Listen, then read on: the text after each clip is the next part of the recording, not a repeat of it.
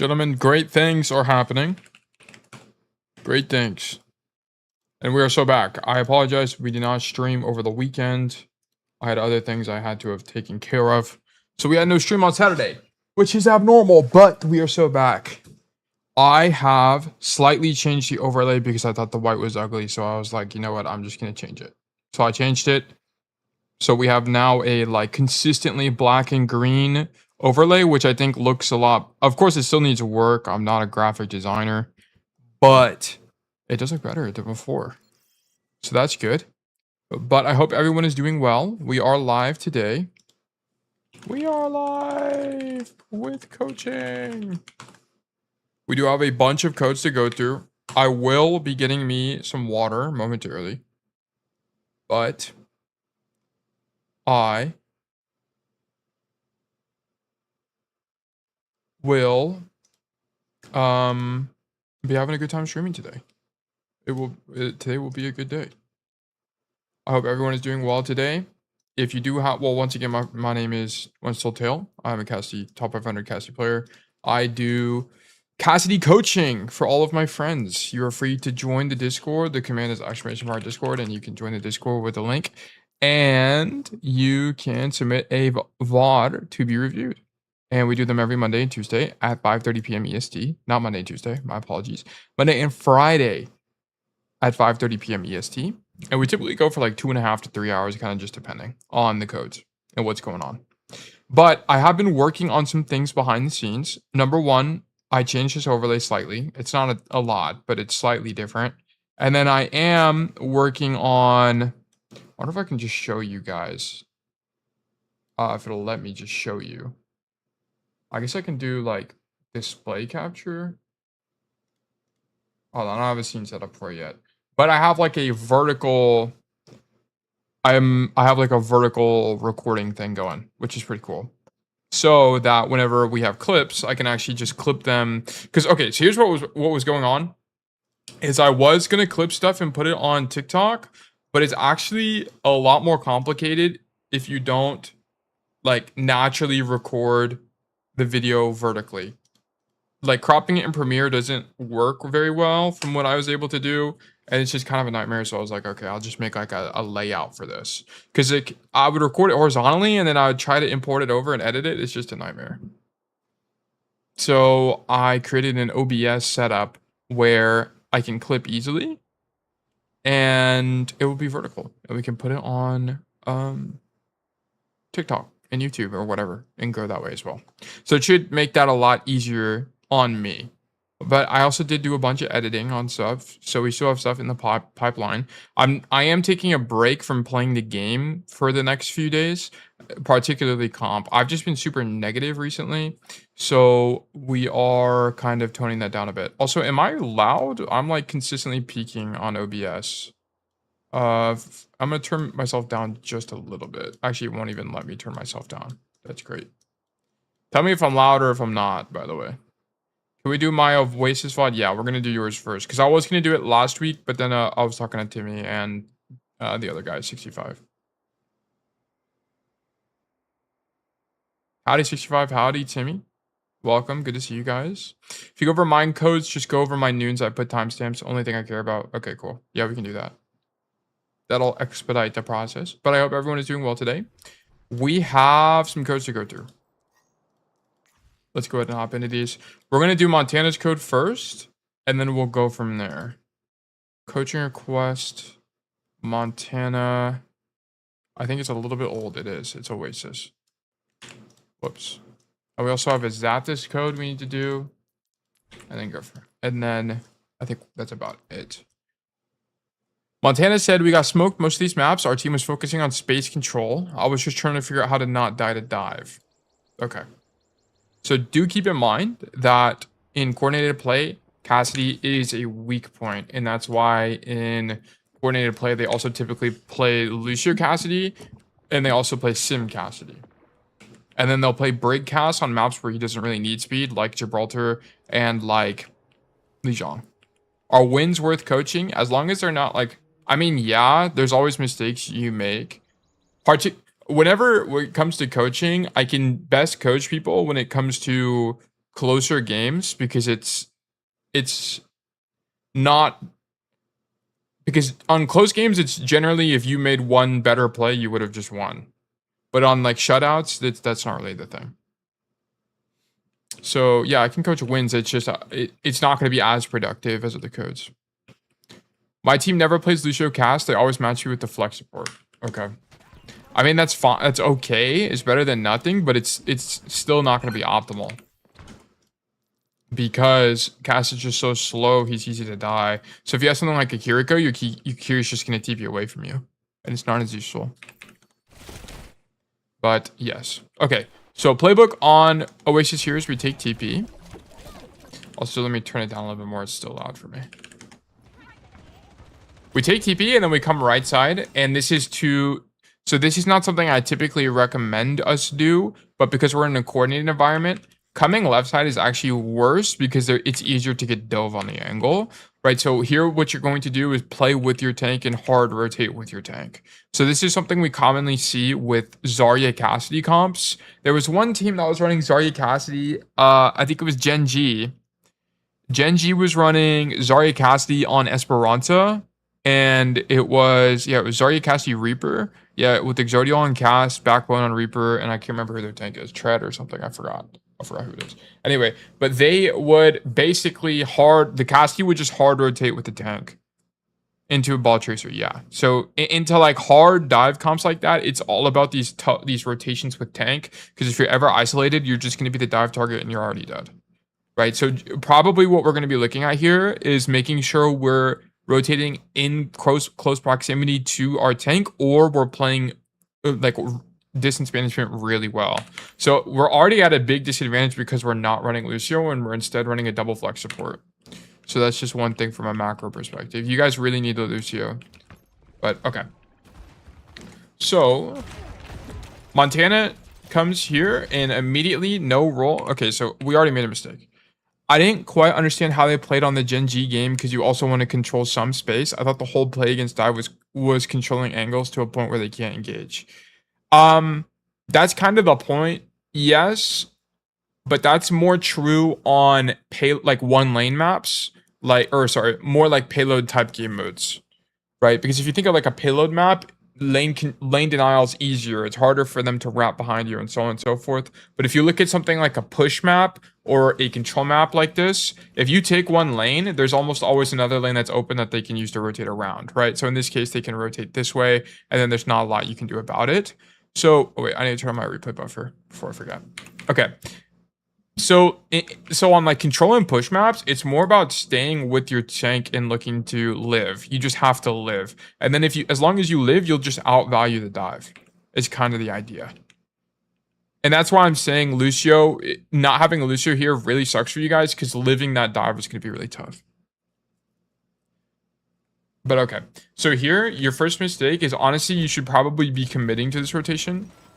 Like here, this hesitation to stand in main should never happen. This should just be a hard commit. So you have hesitation in main, take 70 damage, and then now you have to use roll to make the rotation, and you don't even get any bonus distance. If you were just continue walking this way, you would have already been en route to where you needed to be. So honestly, the rotation would be to walk this way, hug this wall so that you don't risk getting booped off against the ball, and then jump pad up. It would have been a play here. But now you get booped off the map because you don't have roll, right? It's actually crazy that this happened, and I didn't even, like, I already knew you made a mistake, and now you got instantly punished for it, right? You needed to commit to that rotation so you would have been able to hold the roll and be able to use it to stop boops like this, for example. What's the logic of backbone going... Wait, what's the logical backbone of going with the tank immediately instead of scouting, which I tried? Well, number one, it's not really your job to scout. So scouting is the job of your main support typically and your flex CPS. This is how it's typically played. So your Lucio, so right as you guys make this rollout, you should be planning the rollout. You should be saying, hey, we're going to hard rotate right side and fight for jump pad and take space accordingly, right? So here, this is what you should be doing. You walk in, and then because your tank is taking the space aggressively and you don't already see someone here, I would just commit to the rotation. I would just commit. Because the problem with Cassidy is if you aren't fast enough in the rotation, you're going to die. You have to commit. You just have to commit to this. Like here, I think shooting this Lucio is fine, but there's no reason you should be walking back into the room. You should just be walking forward and taking space aggressively. Or at minimum, let's say you want, okay. Let's say you wanted, let's say that what I'm saying doesn't make any sense. Okay, let's say that that's baloney. At the minimum, we shouldn't be rolling here. At minimum, you should never roll here. You're playing against dive, and what they want to have happen is they want to bait your roll. That's one of the big things they're looking for, is when their dive target has no mobility cooldowns, right? So they're looking for things like, did Kirka use TP? Did Cassidy use roll? Did Wu Yang use his mobility? Did they use Diva dive? You know, stuff like that. That's what they're looking for to then go on a dive, right? They see you roll in the open for no tangible like value benefit, and now you're super susceptible to dive, and lo and behold, you get booped off the map, okay? So even if you don't agree with me on committing with the tank rotation, which I think there is some room for disagreement, I do believe that there's no world where you should be rolling here. This doesn't make any sense. It's not like you're taking space or anything with it. You're just like, you're trying to make up for lost time that you spent shooting these guys. So yeah, that's my take for you there. But yeah, you can, I mean, I can kind of see why you would want to stand in here, right? Because here, it's really hard to dive you in here. I suppose from now on, I'll play like there's a ball and chain between me and my tank. I mean, I think what makes it hard as well is you're playing a diva, right? It's not like you're playing a Zarya or someone that can actually enable you. This diva kind of just plays her own way.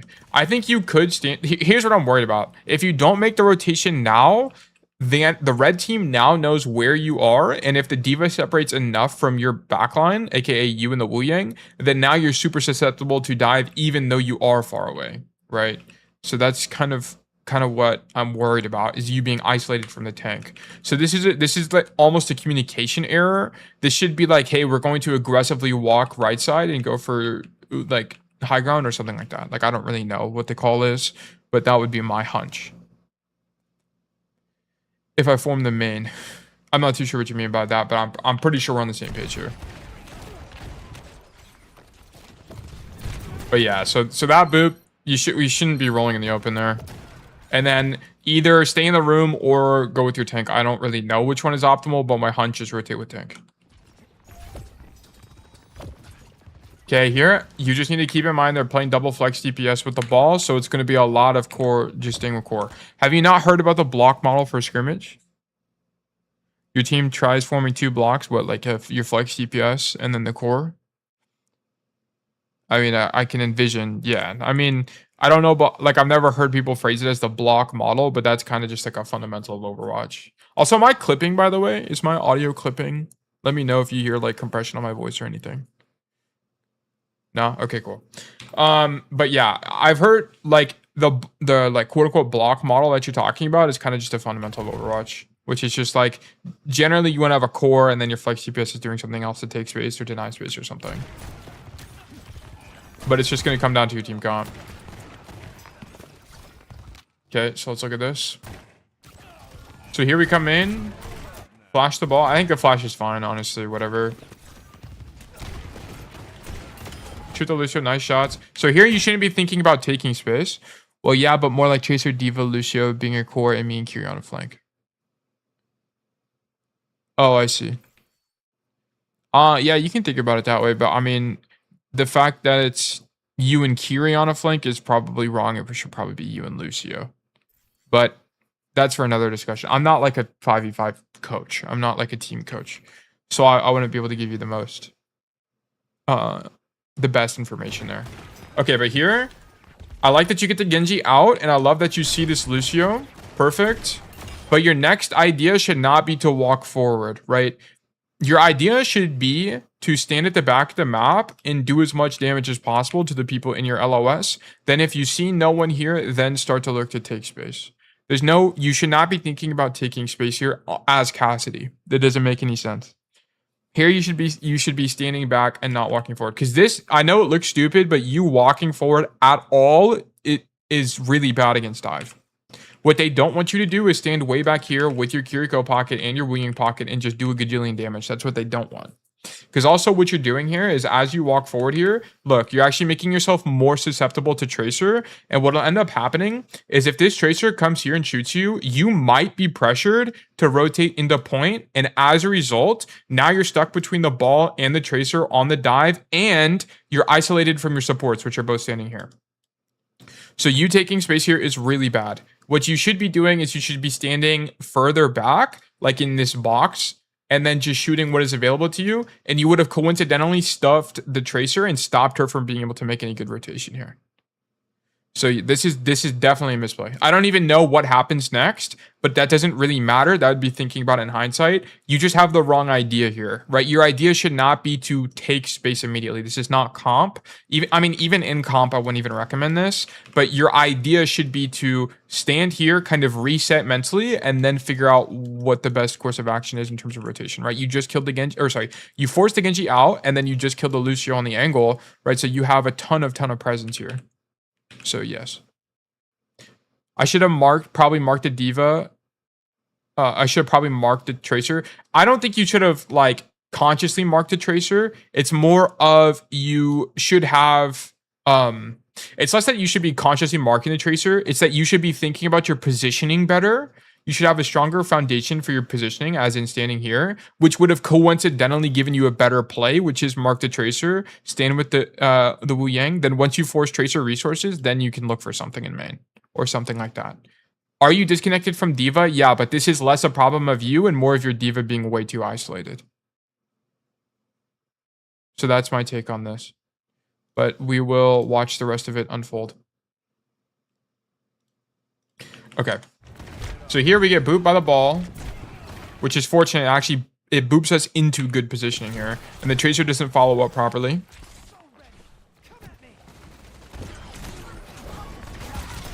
Nice. I don't really like the roll, to be honest.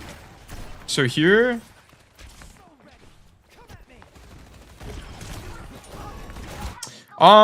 You're rotating with your team, so it's actually not that bad. But I don't like the roll. Generally, how I like to use roll is like when I'm in the air for the... I want to make it where it's harder to track me in the air from pile driver. So if you know you're going to get pile drived and you're late in the roll, then you should just roll in the air for sure. But you get 2-2 here, so it kind of works out. And then you kite back this way, which is fine. I think the sequence is like largely okay. I'm also thinking about what if instead of making this rotation here, we instead made the rotation right side. But I think the problem with this is more isolated and it's easier for you to get dove there with a, you know, in a 5v5 setting, competitive setting. So I think this rotation is actually fine. Also, tablecloth, good to see you, bro. Sorry I didn't acknowledge you earlier. Hope you're doing well. I think the sequence is fine. Shoot ball. Roll forward here. Cool. Then I would just go top. Yeah. It's nice. I'm kind of debating whether this initial rotation was good at all since we didn't scout for their dive, but I guess that's not a cast thing. Yeah, it's probably a team. What do you mean? Like the first rotation off rip? Or this rotation through point? Because I think the rotation through point is fine.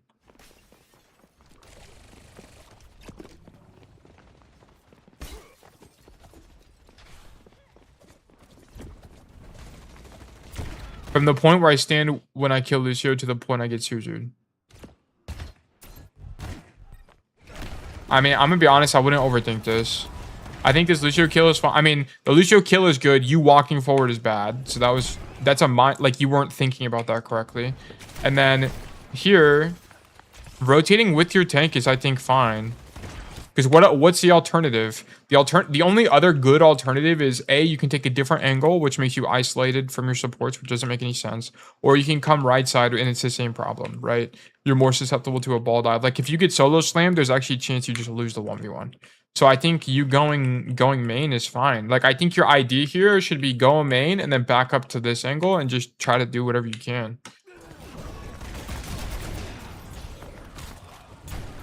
Like I think this is fine. I don't really think there's a better play.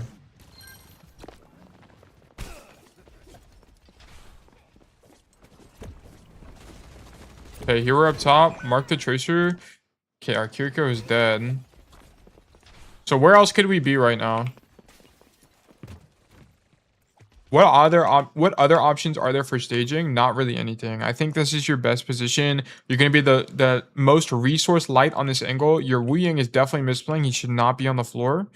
This doesn't make any sense. He should definitely be up top. But I think this is... Okay, he's rotating top. Okay, cool. But I think this is optimal. Like, your Tracer's on the angle to stop the rotation. I think it's just kind of unfortunate that your Curie dies, right? So I don't really think we do anything wrong here. So I think this is probably your best position. Us using roll here, let's see. So mark the Tracer. The Tracer makes the rotation. Our Curie's down. You go for the 1v1 and then you realize that they're taking space on you and leave. This is good awareness. Here you should look to die. I would just look to die. I wouldn't even try to get out. Yeah. I don't really think you misplay here.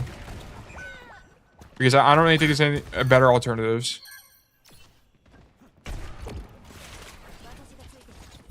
Okay.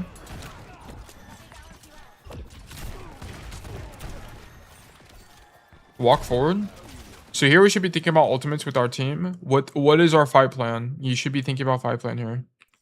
I'm not going to make any suggestions because I have literally no idea what the best fight plan is, but your team should be thinking about that right now. And you should be scouting to figure out where the enemy team is. Is someone on the left angle? There's almost always someone on the left angle, right? You see the wrist tracer is. There's almost always someone here. What rank is this? This is the 3.9k scrim. This is, let me actually put that in here. 3.9k scrim. Okay. Okay. So yeah, so you should be thinking about where the enemy team is right now, right? So you see the Tracer on the left, you see Genji main, so you know by, you know, cancellation basically that because there's 2 DPS on your screen right now, that means that there is no DPS on your right side. Okay, so you know you're not going to get flanked on your right by DPS at least, and you should be able to infer that there's probably space available to you on the right side should you guys want to be able to take it, right? You can fill the gap there. Yeah, our team knows like 0 scrim 3 except forming 2 blocks and controlling space. Yeah. Understood. Close those. So here you guys should be looking to take space on the right side of the map. Like I don't really know why we're forcing main here. I would honestly fill the empty space, right? Like here, you see both DPS on the left. Take the space available to you, right? Come right side. It's basically free. The Tracer and the Genji are not going to be able to follow up. Jump on jump pad, and then now you have a really good vantage point. That's Cassidy. I think that would be your best play for sure, and then you can look for a deadeye.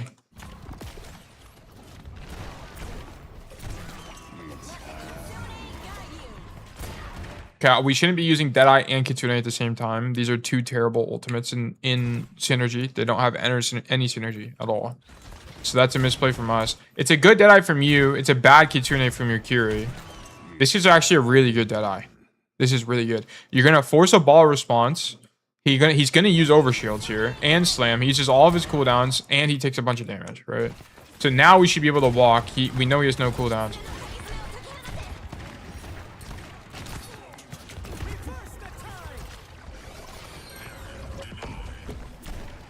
Okay, now we just hit him and shoot people. Take space left side. I would not roll forward here. Just once again, you're playing into full dive. I would just not roll here. I would just walk.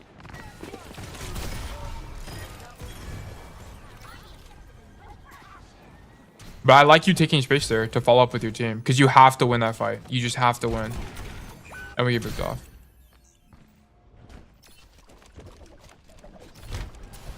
You just don't react with roll fast enough.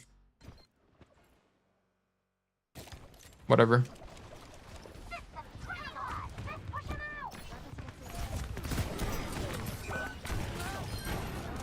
Okay, kill the Genji. Wait, hold on. So we walk main, flash the Genji. Good technique. Honestly, I shoot deflect too. But whatever. Why are we rolling forward here? Ever. This makes no sense. We should never roll forward here. Just walk. Just walk. Your tank is dead too. So there's no one to hold space for you. So you need roll. Oh yeah, you actually would have lived that, by the way. Yeah, the rolling habit is back. I thought I fixed it. It's gotten you killed twice. Well, actually, you've done it 3 times, but it's gotten you killed, arguably, I mean, definitely at least once. But you could argue twice. I mean, honestly, I didn't look that bad. Like, that looked pretty good to me. I think part of why this comp is going to be difficult is you're just not playing Lucio. I do not think Wu and Kiri is better into dive. I think this is going to be better into like brawlier comps, but into like a full double flex DPS dive, I do not think is better.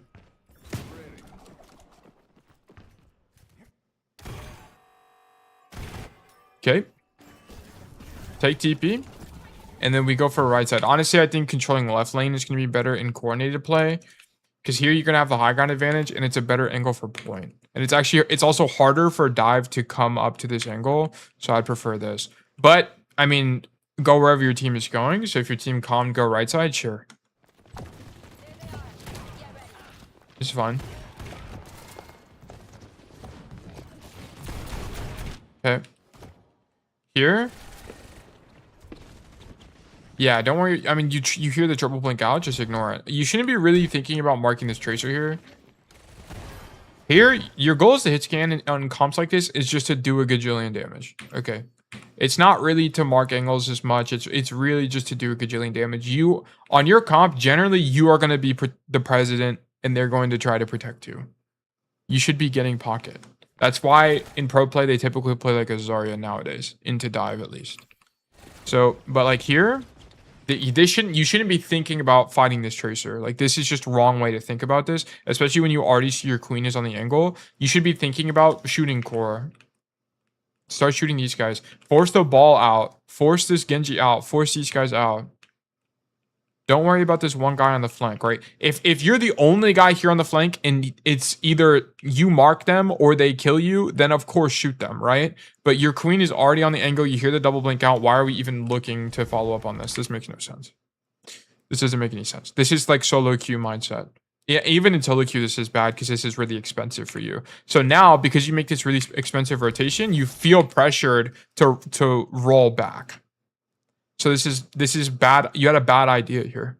We should not be looking to clear this tracer. You should be looking to force out the ball, force out the Genji, force out the Lucio. Which is why I think like on this fight, for example, this fight felt like actually quite good. Let me go back. Not this one. The one where you use Deadeye in main. Where is it? Okay, so this fight I think is like a good example of how you did this. My hunch is going right side is actually better because the space is technically free, but part of why this feels good is because you clear these guys out, right?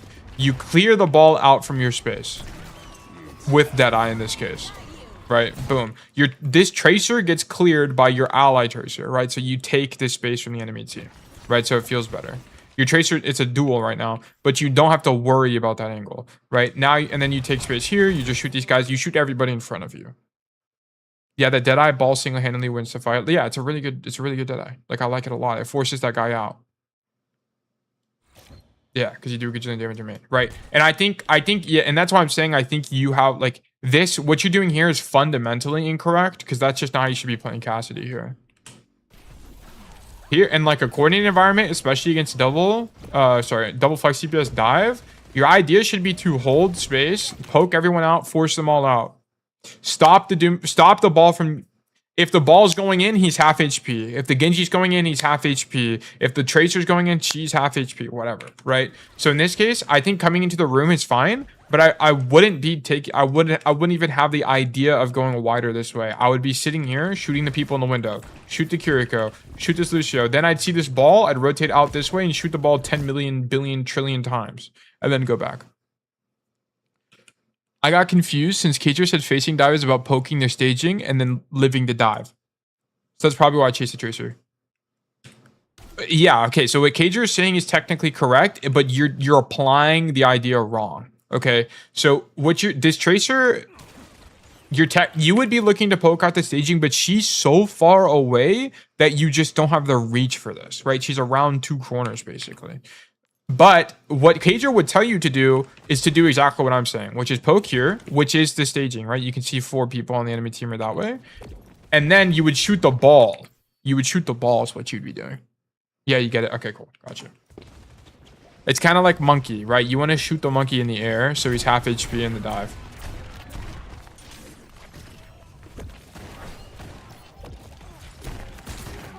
I actually like that flash. This is good. Here we roll out from the angle. Good. We need healing. Yeah, healing. Excellent.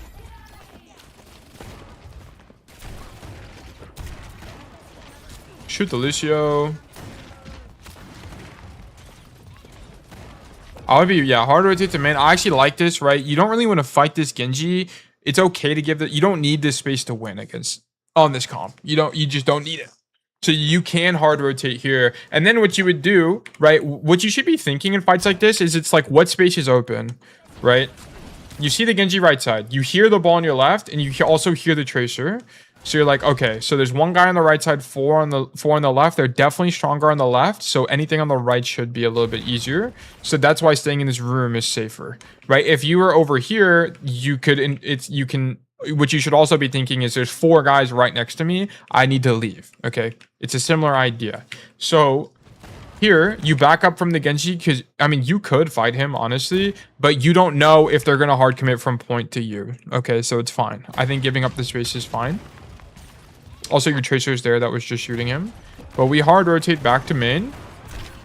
Shoot the Overextend Lucio and we get a kill. Like, this is good. I love this from you. But, as I was saying, right, you just need to think about where's the enemy DPS, where can I get flanked from, and then just make it where you're facing them, right? So here, I don't think this is actually correct, because...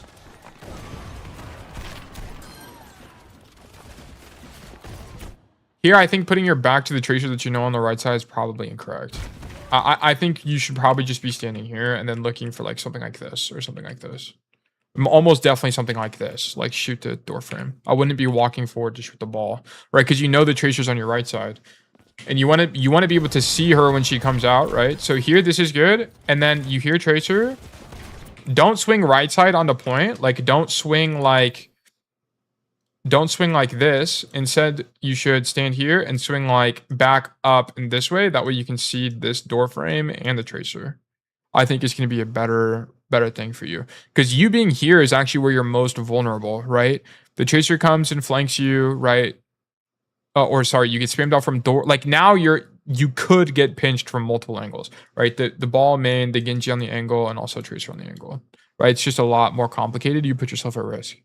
So I think you just stay here, mark these guys from there, like this. I think in this situation. So you'd say the general technique is think what angle leaves you the safest, and also look at the DPS that would dive you. I mean, largely, right? It's like you want to be, if you can, have the angles that of which you're threatened by on screen is what you should be doing, right? Like here. This guy's full HP, right? At least here, you should understand that you should just roll out because you're at threat to the Tracer behind you, right? I mean, it's very fortunate that your Wu Ying is marking the angle, but I think the idea here is wrong.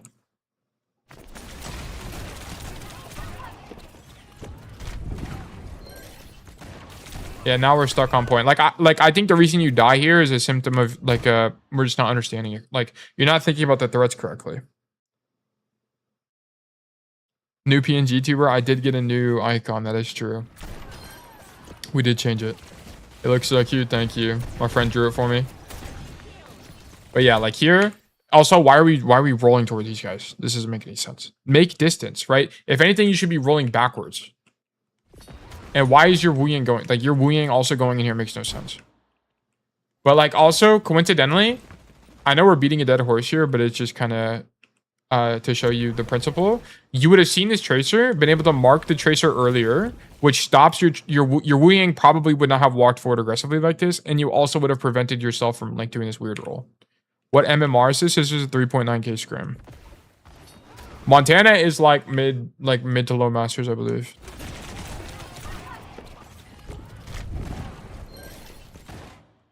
Yeah, I think rolling on the point here is actually fine, but I mean, we just had bad understanding there. Here, what space do we have? Like here, as you walk back from spawn, you should be thinking, what's going on, right? Where can I go, or what do I need to help with? Yeah, I don't know. There's so many roll forwards in this VOD disaster. No, the roll onto the point was fine. Like that, don't worry about that. Like I wouldn't worry about that at all. There have been some roll forwards, but whatever. Here you path incorrectly. Here you need to see, okay, your team has, what space does my team have? My team has basically all of point. The enemy team is staged on the left side. And where do I want to be here? Where do we want to be here, guys? It's kind of obvious. We want to be in this room. Okay, it's gonna be really hard to dive us here. It's really good space, and we want to play closer to this side. We want to play basically opposite of the enemy dive, right? If you ever end up seeing that the enemy ball is like here or something, now you don't want to be on the left side of the room. You want to be on the right side of the room. You want to play where it's further away for you to get dove. Maori, hello, welcome to the stream. Stream has been great. I hope you're doing all right. But yes, so like you want to play further away from the dive as possible, because once again, you want to be able to see them on screen. You want to be able to see what's going on basically and be able to mark angles accordingly. So here, rotating onto point doesn't make any sense. It just puts you at risk for no reason. You already have all of this space. No need to path through point. Just come right side, open up the angle, and it's way safer. So this is bad pathing. This deadeye in the room is honestly not that good. You do this more so you live than anything. Like I don't think this isn't a proactive deadeye. This is a holy shoot, I need to live deadeye is what this is. So I don't like this at all. Very fortunately, your team breaks all the mines. But now that you're in it, you're holding it, which I think is fine. Kills this Lucio is probably okay. We probably should have killed the Lucio, but whatever happens. But all of this could have been prevented if you just walked, instead of walking on a point, you walked right side. So this is bad pathing. And then here, this is good, right? You see the enemy team on the right side, move away from the enemy team. Good. Shoot them from point. Why are you walking forward at all? Also, look at this. Here, Tracer coincidentally dies, whatever. Okay, cool. Here, you're well within range of the enemy team, by the way. Like, you're definitely in 20 meters. Why are you walking forward at all here? Look how much you're pressing W key. Like, this doesn't make any sense. Why are we W keying at all? Right, why are you hitting W and D like it does anything? 2 or 4 your aim here. Bad habit. If you're going to move at all, move laterally, right? Move left and right. Like, you should be moving like this. But you should basically never be moving up and down. That doesn't make any sense. So this is bad movement from you in terms of micro. Yeah, also in terms of space control, pathing the way you suggested would have let me to control the space they want to set their dive up on. Yeah, exactly. Like, and that's why I'm saying, like, I think you just don't fundamentally know how to approach the dive. Like you make it, I don't really know what you're thinking about when you're rotating this way. Like, if we go back to it, like, I'm trying to reverse engineer your thought process here. I think here, you see the Tracer right side, you kind of just, I don't know, like, are you tunnel? What are you thinking about? Yeah, no, I don't understand the dive matchup at all. Okay. Do you know what, do you remember what you were thinking about when you made this rotation? How can we rotate through point? Because I have no idea why we would do this.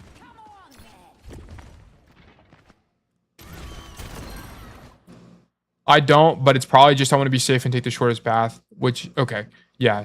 So here, you just got the pathing wrong then, because this is definitely not your safest path, right? Like, just don't rotate through point. This is a good rotation though, right? You want to rotate away from the ball. Honestly, you could probably, I mean, it's just ball isolated alone. You could probably just still fight him, but I understand why you rotated to your team here. That's fine.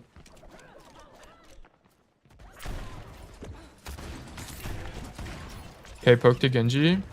Here, you need to be fight planning with your team. Well, how do we want to approach this fight? And then how do you stage accordingly? Actually, now I think about it, I think I take back my initial, when we first started the map, I actually think playing the right side is definitely better against dive. Because if you go left side, this is really isolated. It's hard for your supports to get to you here. You like have to all stage here type of situation. But if you're on the right, the low ground, it's easier to peel for you. So I think it's actually better. I love this. Okay, why do I like this, by the way? Okay, let's go back. Poke to walk up. Fine. Okay, we take a little bit of poke. Whatever. Cost of doing business. Okay, I don't like this at all. It puts us at additional risk for no reason. Where's my gameplay? Vibes, good to see you. Submit the code in the Discord, and we can take a look. I wouldn't be doing this at all. Or, if, I mean, you just have to think about angles like this in terms of risk reward, okay? You know the ball is, like, behind you, and you can see the enemy team in front of you, so you have to think to yourself, what is the chance that I get engaged by a ball right now? You have to just evaluate that in your mind. And if you think he's really far away from me, so it's actually unlikely that I'm going to get dove, then get a little bit greedy, but just be ready to roll back to main and then make the rotation out. Okay, you just have to be ready for that. So if you're consciously thinking about that in your mind, then I can kind of get behind this. I personally wouldn't be thinking about this. I'd be thinking about the ball is in. I'm going to give space and start just shooting people from a safe angle where I'm not going to get dove from. Okay, so that would be like I would be in the room shooting this walk up here. Is what I would be doing. So it's kind of just up to you to decide, right? I think you giving this up early as you see them walk towards you is correct. For sure. And then we shoot the Lucio. Like, this is exactly what should be happening all the time, right? No one is behind you, everyone is in front of you, and it makes everything way easier to deal with against dive on gas, right? I mean, University is a really good map for this because there's not very many good flank angles for dive, but this goes to show you, like, you killing the Lucio here is because you make a good rotation with decent to good awareness to where the enemy team is, right? You know no one's directly behind you, so you don't have to worry about that. So then you're able to catch the Lucio, which is good, right? Which is why I was saying I wouldn't have really gone for display, because from here I can see everything on my screen at once and be able to poke the walk up from a safe angle, right? So you just have to kind of evaluate yourself how you want to play that, but I think your rotation here is good. Okay.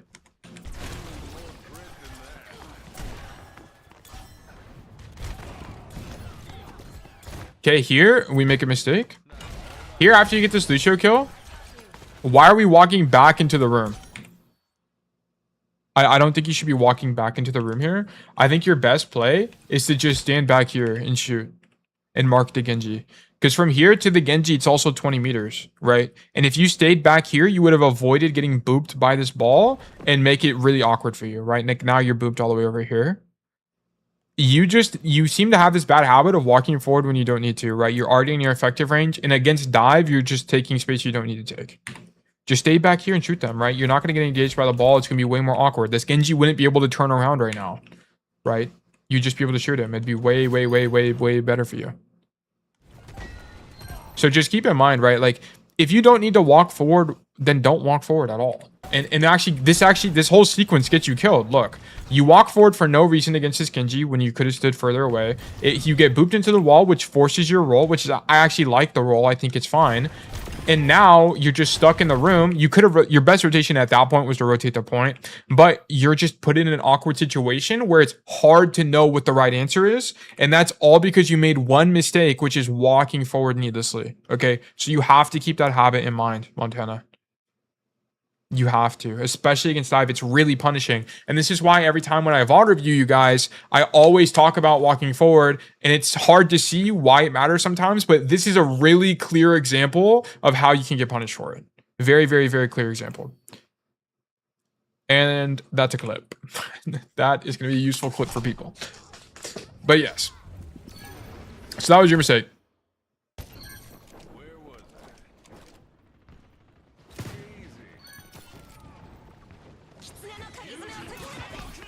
Okay, here we played the back of the map. I like that you did. Like, look at this. Here we're very disciplined, which is fine. So now you should see, okay, everyone is so far away from me. Let me rotate left and open up and mangle and main and be able to contribute to the fight. Right? I don't like the roll here, but I think the idea is fine, right? And then they see 9. Okay, cool.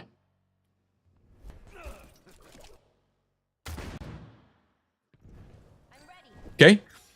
Honestly, like mechanically, you're doing good, Montana. It's just you have to watch this. You just taking space for no reason. You've done it like 5 times.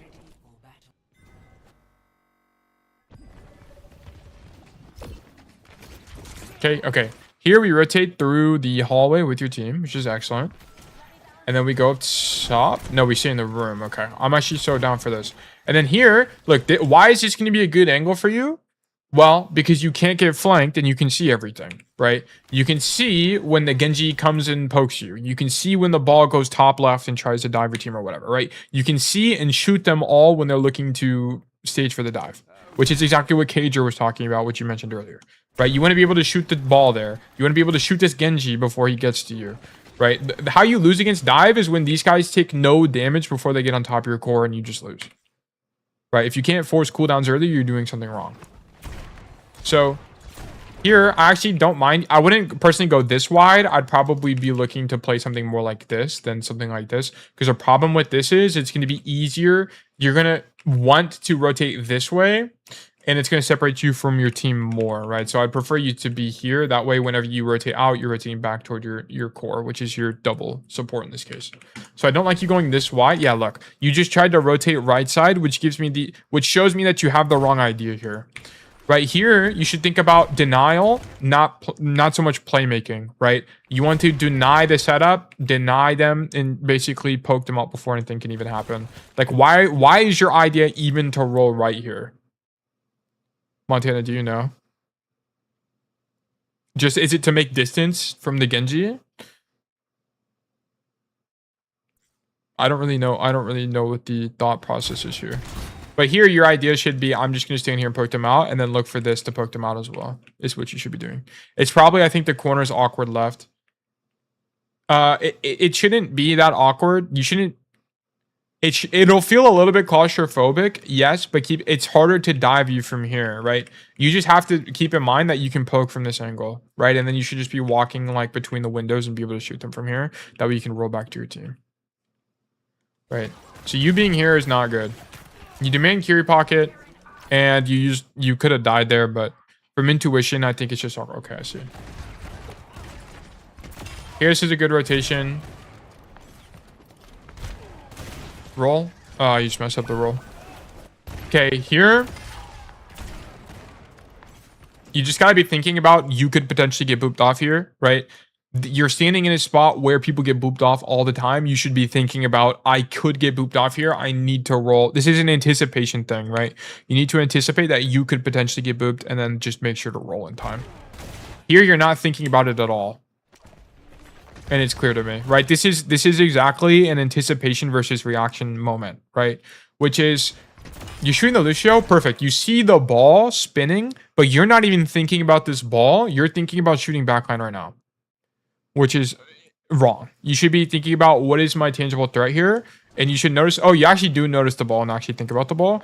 But here you should be thinking about, he's going to try to boot me here. Like, you should be consciously thinking about this, but you don't. You think about shooting backline instead and ignore the ball, and then you get booped off, and now you have to react with the roll rather than anticipate with the roll to keep yourself on. Does this make sense?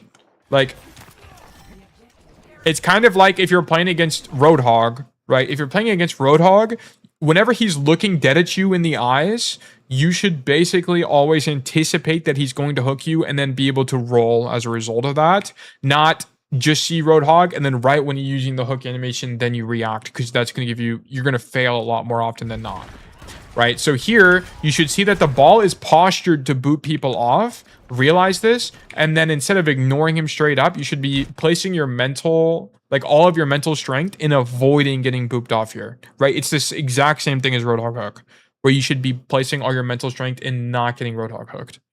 So this is a completely avoidable misplay. I mean, also you could have reacted earlier and maybe you got scammed by the map or whatever. But by principle, you're not thinking about this correctly. Even if you did get robbed. Okay.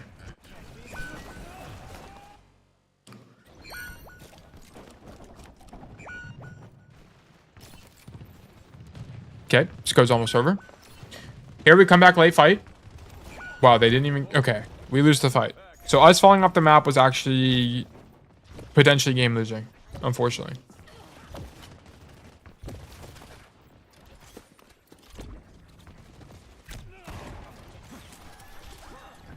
Here, you should be coming with your team. Where can we go? What space is open? You see Genji in main. You hear the tracer on the right side, so you know there's no one left. So you know if you need to, left is open.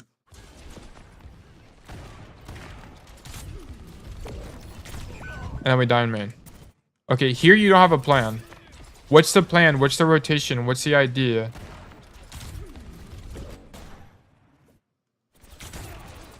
I think this is probably your team doesn't really know what's going on.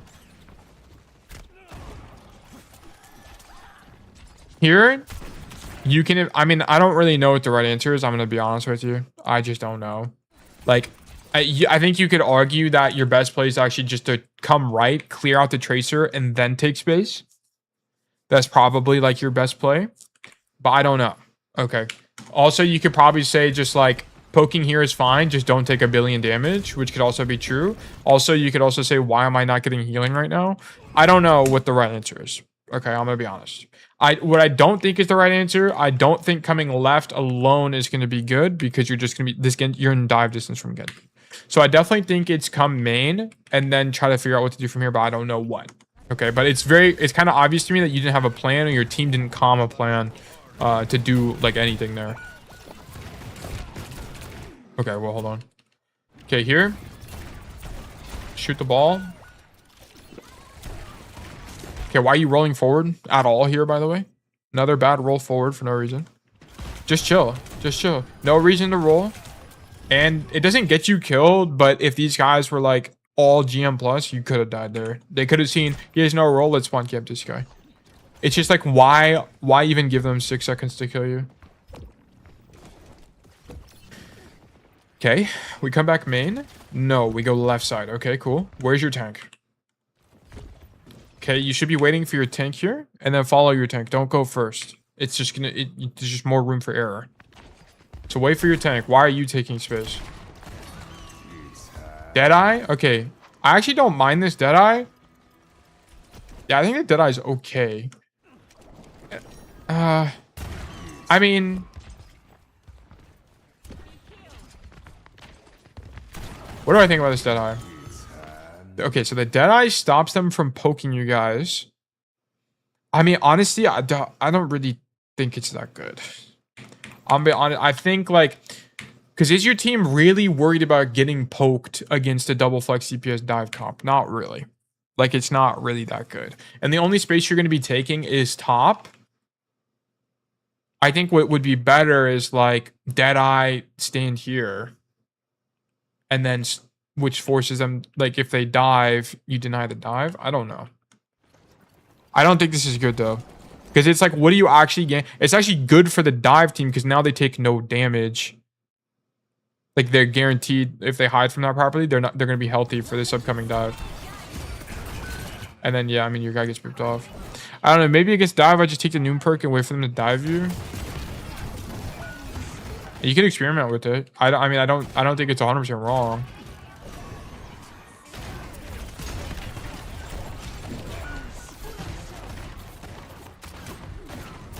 Yeah, because it's like, I know this is hindsight thinking, but it's like, what did your team tangibly benefit from? How did they benefit from the Deadeye? You're on the high ground, but is it like, that guy gets booped, and it get mined anyways. So I just don't know how we won from that interaction. I don't know. I don't know. I feel like the Deadeye's not good. I can't exactly tell you why, to be honest. Like, I don't know with precision.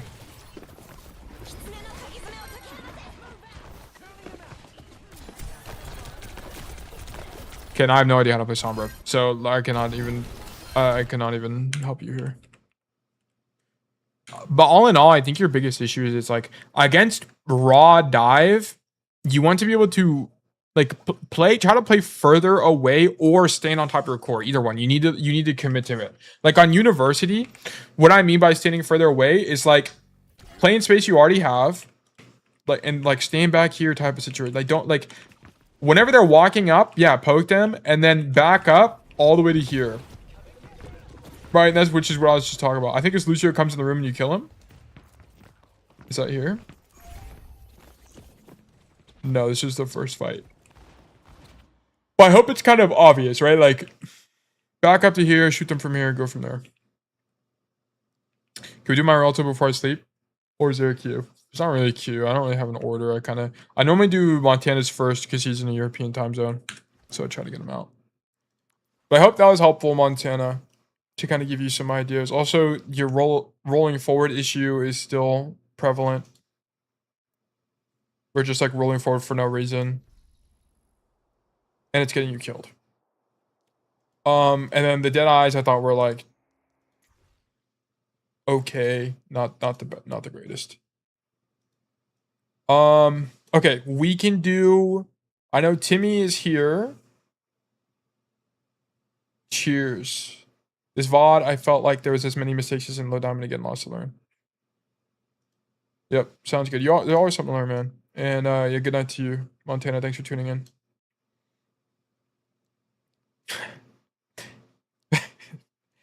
Okay. All right, let's do the 65 hertz VOD, and then we can continue rocking this stuff out. Which one, Rialto? Is that what you said? Can we do my Rialto before I sleep, or is there a queue? I think, Timmy, are you here, by the way? Is Timmy still here? Let's pull this up. No way you're called Lando. Did I just leak my real name? My real name is Landon, by the way. Did I leak that somehow? How did I just leak it? Where is it somewhere? File path docs me? Oh, come on. That's my, really? Where did I even have? I don't even know where that even popped up. That's not a big deal. But yeah, my real name is Landon. I would use a webcam, but I just don't really care for it. So we gotta on replays. Oh, I see. Oh, I see. On my computer. Okay. Yeah, I see. Yeah, my real name is Landon, and I guess when I made the thing, it just abbreviated to Lando.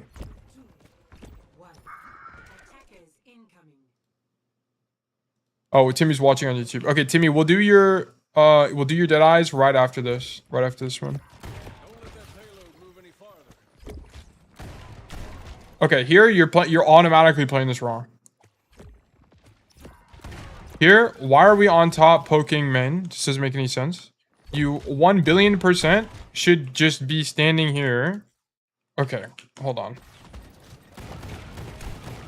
Yeah, okay. So you 1,000,000,000% should just stand here. Just stand here. This is diamond, by the way, changes thing. Oh yeah, you're right. Let me change it. Diamond.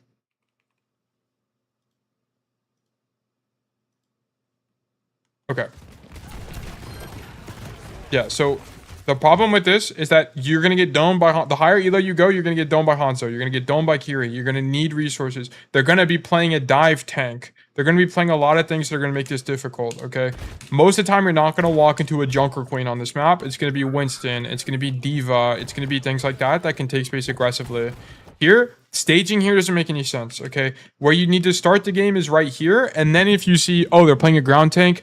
Oh... my support's playing aggressively up here. Okay, now I can take a single. Starting here doesn't make any sense. You're gonna lose a bunch of games because you do this. How long is this? 17 minutes.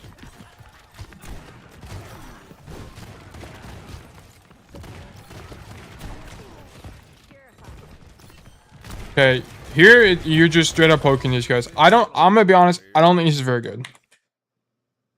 I think you're just betting that the enemy team sucks. They're playing Hanzo. There's a lot of ways for you to die. Like, I don't like this, but whatever. Not a big fan. How I would be playing this is I would not be up here at all. I would be here. I mean, at this point, you see your Roadhog, like, doing some crazy shit. So now you can be playing it more aggressively.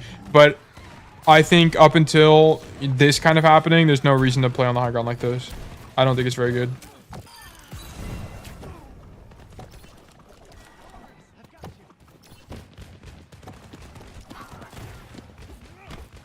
Okay, the soldier tries to flank and he gets marked, so he's forced out. Cool.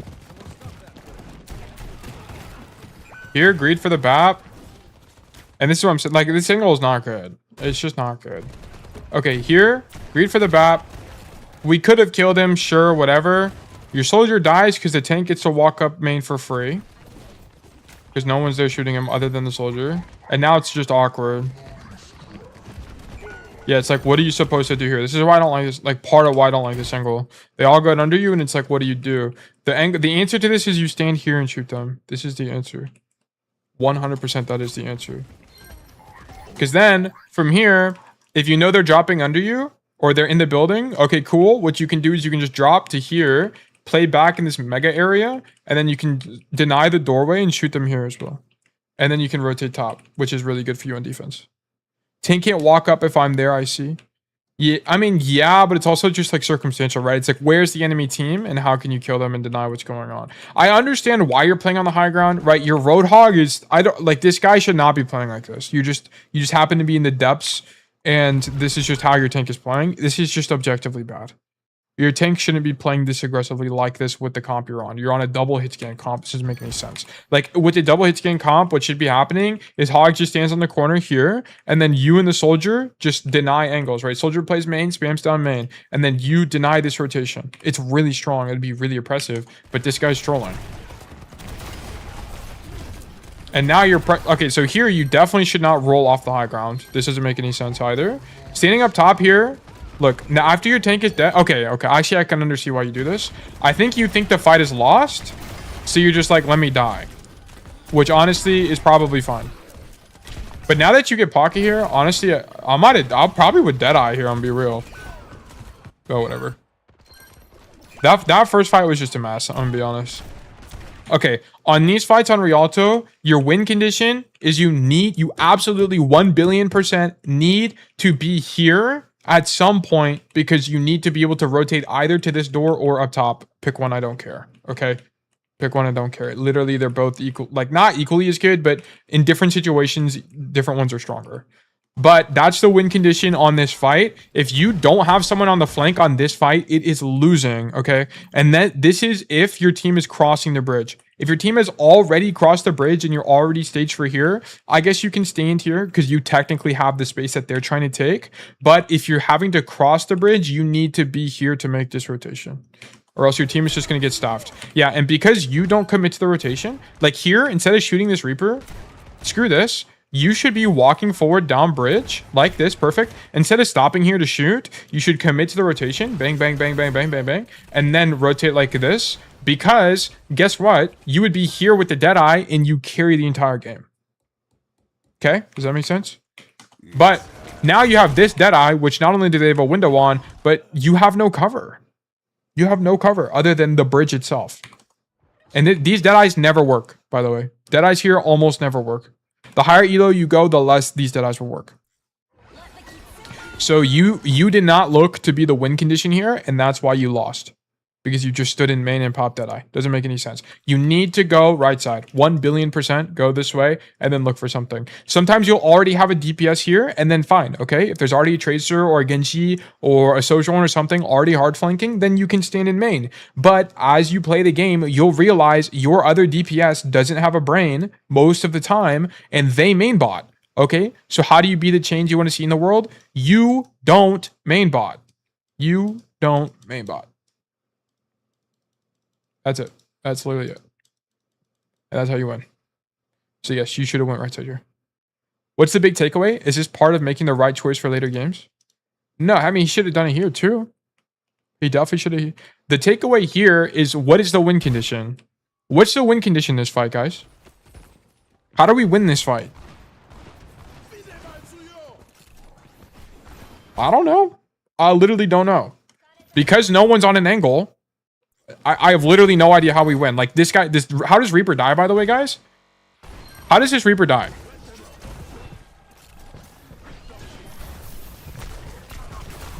He dies because he's trolling. He's just trolling. This wasn't because we played well. This is because this Reaper sucks. Like, that's what I'm saying. Like, the higher elo you go, the less you'll get random kills like this Reaper. You'll get random deaths like this man, right? So you need to think, how can I take the initiative and set up a play and be the win condition, aka take a hard flank, right? That would have been how you do this. I heard a saying, winners are proactive, and my god, is it a good saying? Yeah, it's true. Winners are proactive. Yeah, and Overwatch is one on the angle. Overwatch is one on the angle. 100% of the time. But we just run it down main, and that's why we lose.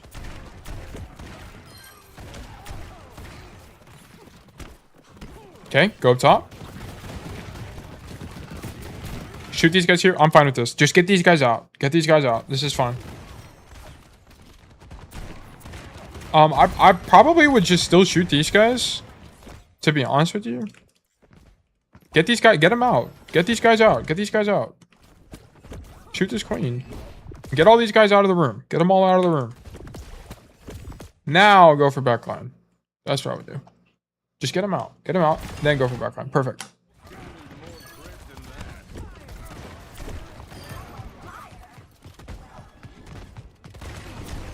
Love the angle.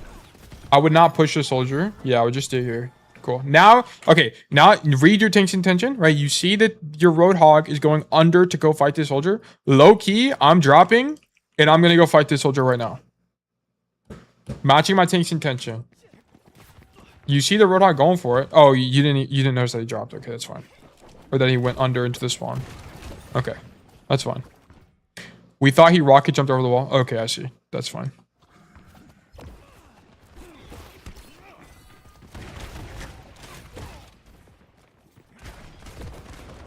Okay. Okay, bad rotation. You don't want to be stuck on this side of the map as Cass. I'm almost never playing here. I'm on defense. I'm like basically never here. I'm basically never here in any of these locations. Because it's like, okay, if you get caught out, how do you rotate out? The only option you have is drop, which sucks. Or like go down the staircase and go out this way. They're like both bad. Which I think is terrible. Like, so I almost never play here. Where I do play is I just play in the door frame. Just play here, shoot these guys, and then sometimes you'll play on the floor. It's very situational. Like if I'm playing against a Sigma that's playing for top aggressively, I'll play on the floor, but it'll just depend. But I'm almost never here because the rotations out from this angle are really bad and hard to do as Cassidy and are easily punishable by the enemy team. Right here, you can see that you made the rotation. Now you're stuck, right? Now if you do try to walk out of the room and you go this way, you're going to get easily punished by the enemy team that's now taking space aggressively against you. So you're just stuck, and your best play now is to drop, which means you lose a ton of time in the mid fight, which is awful. So that's why I don't really path to this room, right? Unless there's like a fight on cart and I can like get a flank like this on cart. That's really it. Other than that, I just don't think it's a good rotation from you. So now you're stuck, and you either die or you're going to be in a bad position for the rest of the fight.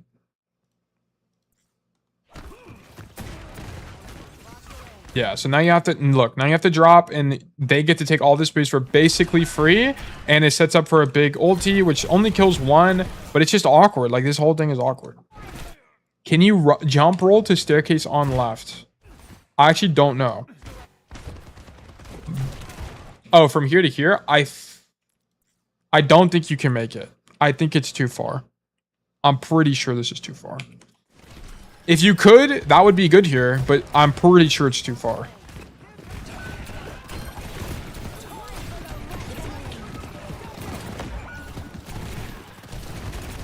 Okay. Here, you have Weeing ult, so you run it down on the queen, which is fine. But why are we, like, these fans don't make sense, right? Queen has a smaller hitbox. Look how much damage you just did to queen by just headshotting her, okay? So, this is great, actually. Against these thinner tanks, right? Think like Queen, think like Zarya, think like... I don't even know who else there is. Queen, Zarya, Doomfist, stuff like that. You want to be aiming for headshots because you just do way more damage, right? 1 headshot, 2 headshot, 3 headshots in a row. You just did 140 plus 140 plus 140 damage. Which is what, like 420 or something? What is that? Am I an idiot? 280... 320. Yeah, it's 420 damage. You should 420. Okay, now you start panicking and just you do fan. You did like 50 damage there. 50 damage. Here, you do an extra 50 damage. And now you're closer to the tank without roll. Like, why are we doing this? It doesn't make any sense. You need to be shooting them. You do way more damage when you just shoot the tank. Pros shoot the pros would never fan here. They just shoot tank. They just headshot tank.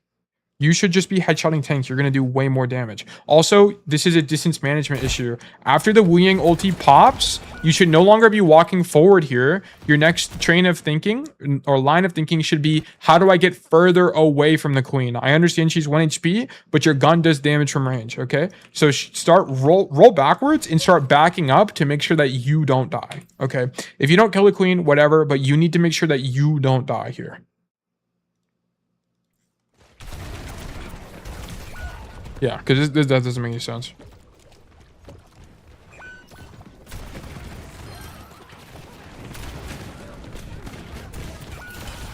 Okay, just one thing on the Reaper matchup.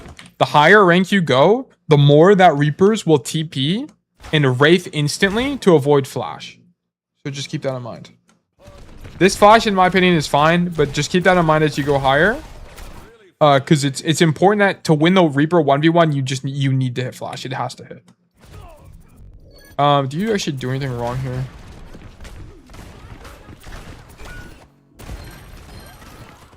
Okay, why are you rolling forward here? Here. Love this. Shoot the queen. Walk forward is fine. You're taking space. But why are we rolling forward? The card is still 20 meters away or whatever. Why would we roll forward here? Because now, in this fight, you don't have roll. You know what the correct play is here? After he goes into Wraith, your best play is to roll forward and turn around. It's to roll through him and turn around. Because now, the Reaper is going to be sandwiched between you, who's now here, and your Mei and your Wu Yang. So he has to pick who is he going to fight. And if you die here, that's fine. He's now backwards facing to your Mei and your Wu Yang, who are almost guaranteed to kill him. But because you don't have roll here, you can't do that play. And now your best play is actually to back up. And backing up means you're walking into the enemy team, which sucks. So this roll forward, which is why I always say, don't roll forward. It's really bad, gets you killed. Or it should get you killed, right? The higher elo you go, the more it'll get you killed. So be disciplined with your roll because you lose opportunities like this to actually be able to do something good with your roll and proactive with your roll. Wow, I'm actually just farming clips today. Like, these are really good. Thank you, guys. Thank you. But yes, that's why you die here. Because you can't fight the Reaper optimally. Okay, you hear the soldier up top. Okay, here you need... I understand you're walking back from spawn, but you're still playing the game. Okay, you should be looking through the wall and you should be listening. And you should be hitting tab. You might be hitting tab here, actually, now I think about it. That's fine. Here, go fight the soldier. Bang, flat. Look, this roll forward is good. Why is this roll forward good, guys? Why is this roll forward good? Because he's actually going... This guy is 1 HP, bro. He just got hit by Wu Yang and you just hit him with Silver Bullet. If you just hit a flash, he's dead. Okay, you know he's going to die. And it's safe, too. You're not going to... They're not playing dive, so you're not going to get engaged after you use this roll, so it's fine. Like, this is all good. Okay, you're shooting a little quickly, but that's fine. I'm not worried about mechanics. Bad.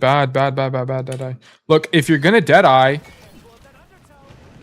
If you're going to Deadeye, guys, okay, I've coached Timmy like 5 times, and what do I tell Timmy every time he does a Deadeye? If you're going to do Deadeye, do it in cover, not here. You're in main against a Kitsune rush in a BAP window. This is silly. Look at this. This guy is going to beam you. He just went. Yeah. What did you expect? he just sends you to the Shadow Realm. Like, you 100% dying here. If you're gonna pop Deadeye, look, I don't think the Deadeye is good. But if you're going to pop Deadeye, what you should be thinking about to yourself is, how can I make this Deadeye safe? Okay. So here you should be like, oh crap, I want a Deadeye. Let me roll backwards.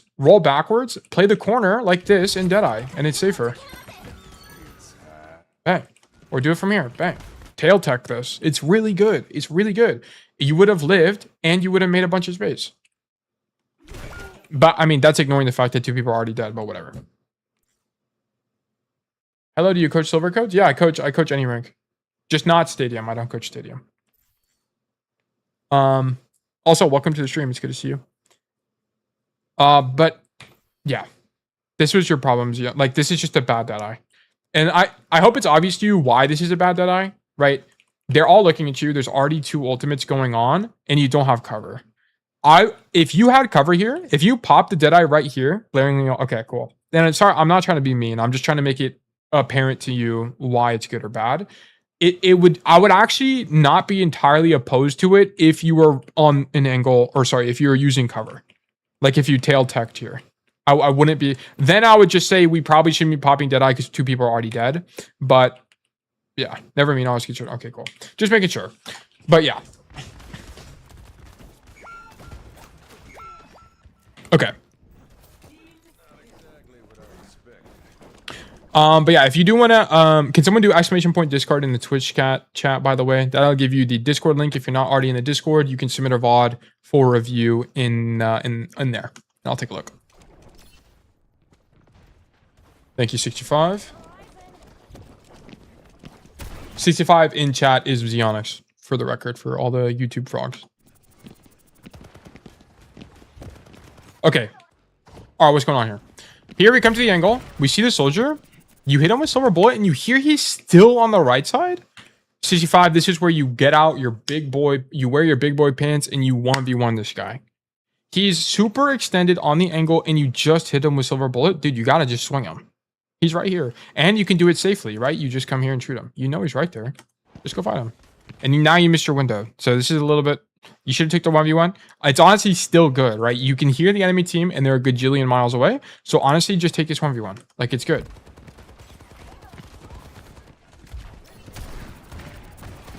65, why are you hesitant to take the duel? Do you know?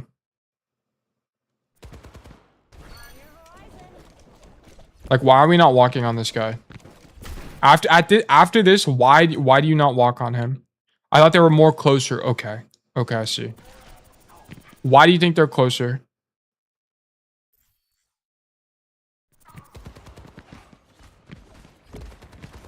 Because to me, they don't sound close at all. Because this might be that you're just not using audio cues. Wasn't paying enough attention. Okay. Yeah, I think you're not paying it. Oh, this might be something to work on then. Because this is like the second time where you just like ignore audio cues. The other time being like when you walk back from spawn and you don't hear the soldier. Because it's like you should be able to hear that there's at least no one fighting close to you at all. Like you don't hear footsteps or anything, so you can assume that they're far away, right? The absence of something generally means that the presence of something else, which is they're present elsewhere on the map. They're somewhere far away. So here you should know that this is a free 1v1 because this guy's super overextended. Good duel though. Like I like this guy misplayed horrendously. Like if I was coaching Banana Man, I'd be like, what are you doing right now? The Cassidy just hit you. Why are you still here? This makes no sense. Here you panic a little bit on the angle. Here you definitely should not reswing. If you're reswinging with the idea that this fight's lost, let me just die, that's fine. But if you're reswinging thinking like maybe I can kill someone, it's not how you should be thinking about this, right? Here you should be thinking about this. 2 people, I just killed 1. 2 people on my team just died to Reaper. And so did my hog, right? 3 people have died. This is a lost fight. I need to leave now or die now. Pick one. I don't care. Pick one. Leave now. Well, actually, I do care. You should only leave when you can actually reasonably live against the enemy team comp, like as if you were in a good position, right? So here you should be like, it's either leave thinking you can out-rotate these guys, which you definitely can't, or just die. Don't think I make it out here. Okay, so you just, yeah, so here you should insta-die. Like here you should not be rolling forward. You should just be walking toward the enemy team to die. Because here's what ends up happening. Look at your whole team. They're going to respawn on a wave. And now you're almost definitely dead here. And now you and May are staggered an additional like 10 seconds. So this is really bad.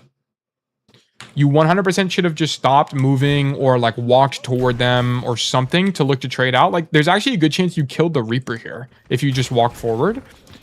But because you do this like kite maneuver and you're not thinking about this correctly, you end up dying and staggering. So you needed to, yeah, you needed to just die in the situation. You should have been able to identify that there's no way you can feasibly rotate out fast enough. So you just have to run it down. Let me get a ban. Yeah, let me get a ban going real quick. My fault. Right click, ban. Okay. Anyways.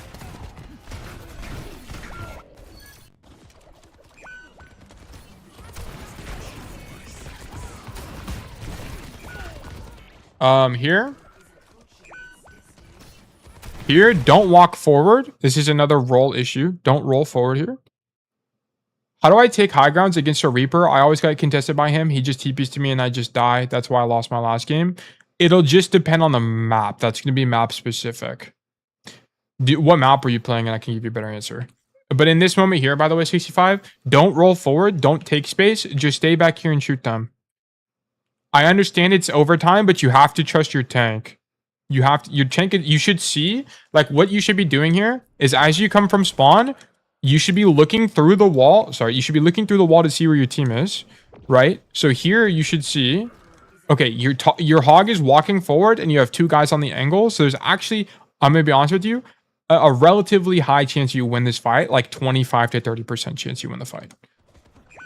If not higher. I mean, your guy gets beamed immediately, which sucks, but it's still winning. But here, now that you roll forward here, it's gonna be really hard for you to live this Junker Queen engage. Like here, she just walks on you and you die, right? So you definitely just need to stand here. Don't roll forward. Just shoot these guys from distance, and you're actually just chilling. You're just chilling. And then you can look to dink people, you know, force out the Queen, force out the Reaper, do stuff like that, force cooldowns. That's how you would win this, not rolling forward.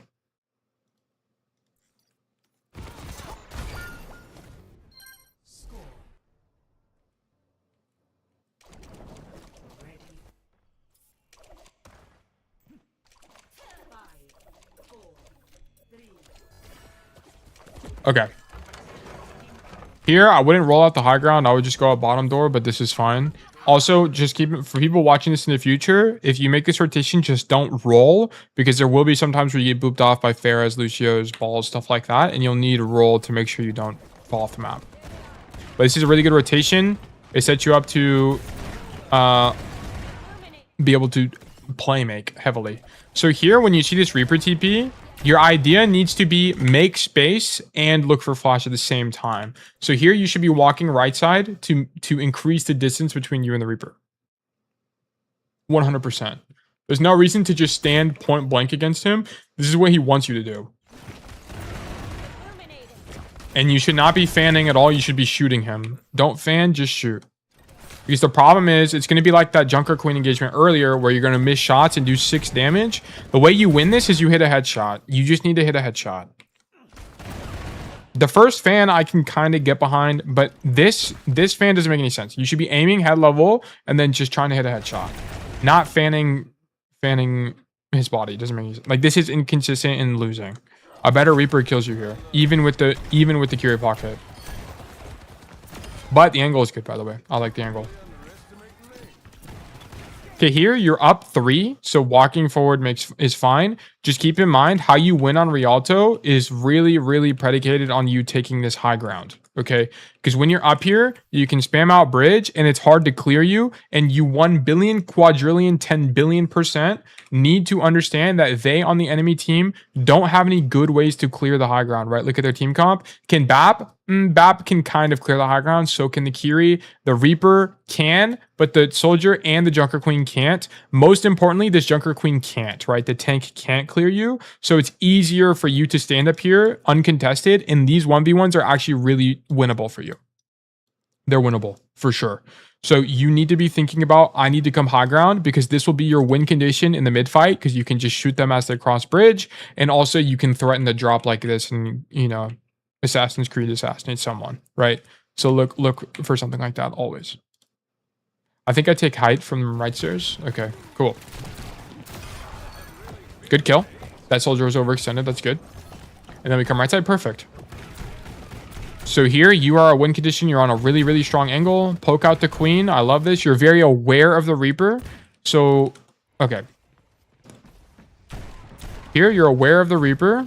You should know from that ping that he's far away. So just be aware of him. Yeah, I like that you're reloading and looking at him. That's cool. And just make sure you poke these guys on the walk up. Perfect. Look how much you're forcing, right? Because you're on this really strong angle, you force this Reaper to come clear you, right? Reaper comes to come clear you. Kiriko is looking at you. Baptiste looks at you. And guess who dies? The Junker Queen. Because both supports were looking at you and not healing the Queen. That's why she dies. She doesn't get Lamp. She doesn't get Suzu. She literally doesn't get anything. Like, Kiri has Suzu here, and Bap has Lamp here. And they don't use either of them to keep their Queen up.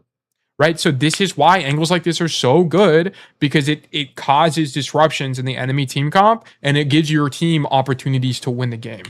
right? So you don't kill anything, but you make it harder for the enemy team to play the game, and as a result, you win. Their whole team minus Junker Queen is looking at you, yeah, basically. And that's why you win this, without a doubt.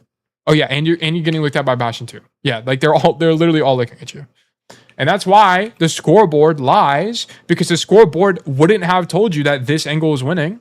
And this is why you should never really care about the scoreboard other than maybe deaths.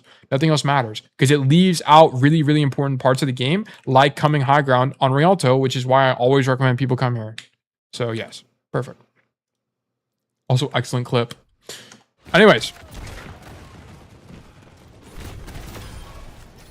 Nice kill. And I hope this is obvious to everyone watching why, whenever I'm recommending angles, like this is a game-winning angle, right? This is what I call an infinite value angle.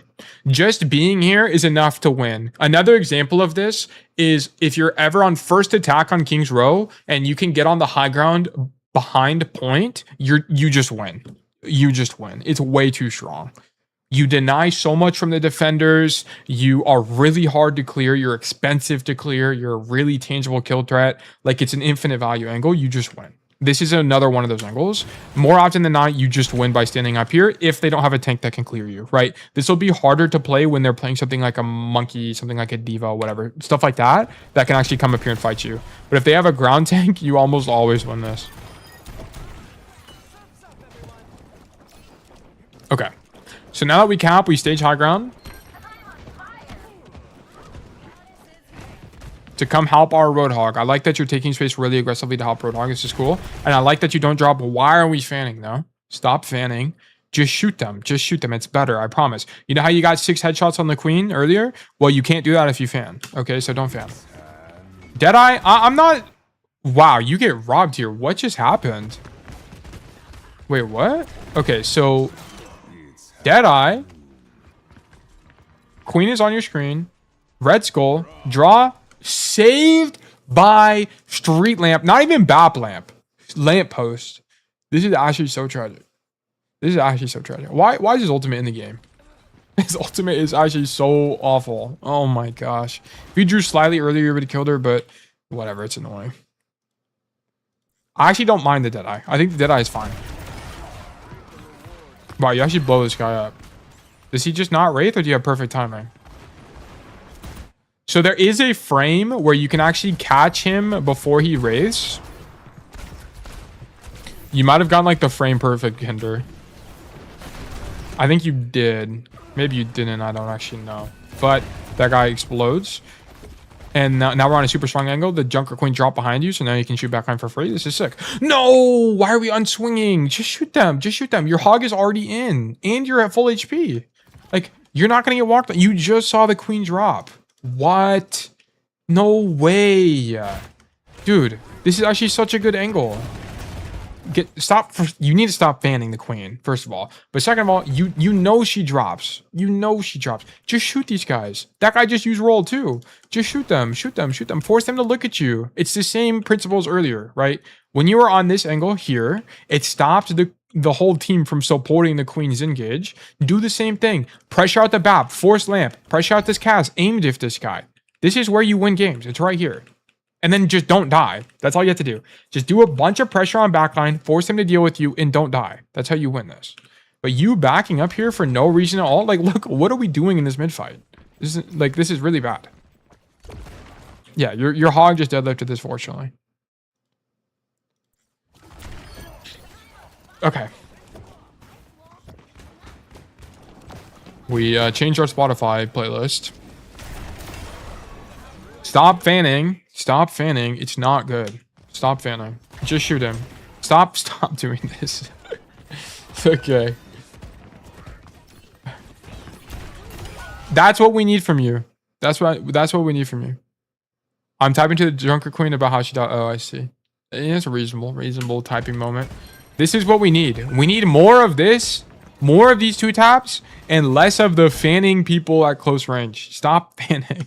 You crashed out. Yes, I would crash out too. It makes sense. And I love this. I love that you're not shooting Queen, and now you're not thinking about shooting Queen. You're thinking about cutting off support from the backline. This is sick. Just don't die when you do this. Just don't die. Just try to force as much resources and time. Just don't die. Like here, I probably would have greeted that a little bit more, but that's honestly fine. And the fight's lost. Whatever. Oh, we capped. Okay, it's sick. Shoot the Reaper. Shoot Reaper. Okay, you're aiming body level, by the way. So on Cassidy, you should always be intentionally aiming for head. Here, you're aiming. This is, I can, you know, you can defend yourself saying, oh, there's an elevation change, whatever. But definitely here, when they walk up the stairs, you should for sure be correcting your aim upwards to aim for head level. And also bad aim technique, you're like flicking, but don't worry about that. I think you have bigger issues. Okay. 65, what do you think of, what do you think is my opinion of this Deadeye? I'll play it again.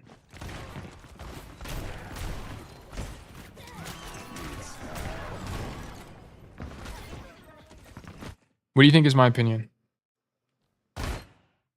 Trash because I know Reaper is there. And it's kind of blind. What other issues are there?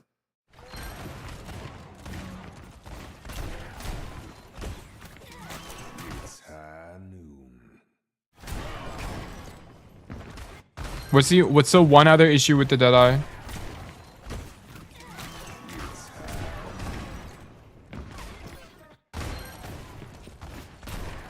So I will fill in the answer for you here.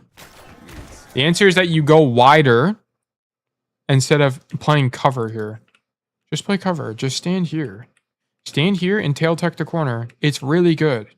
It'll prevent you from taking a bunch of damage. And then you can also isolate the Reaper like this and threaten this. That's the idea. I don't like that you pop it and go wider in the open to take spam damage. Because if you're ever going to die, it's going to be by going wider, not by going, you know, by going back into the angle.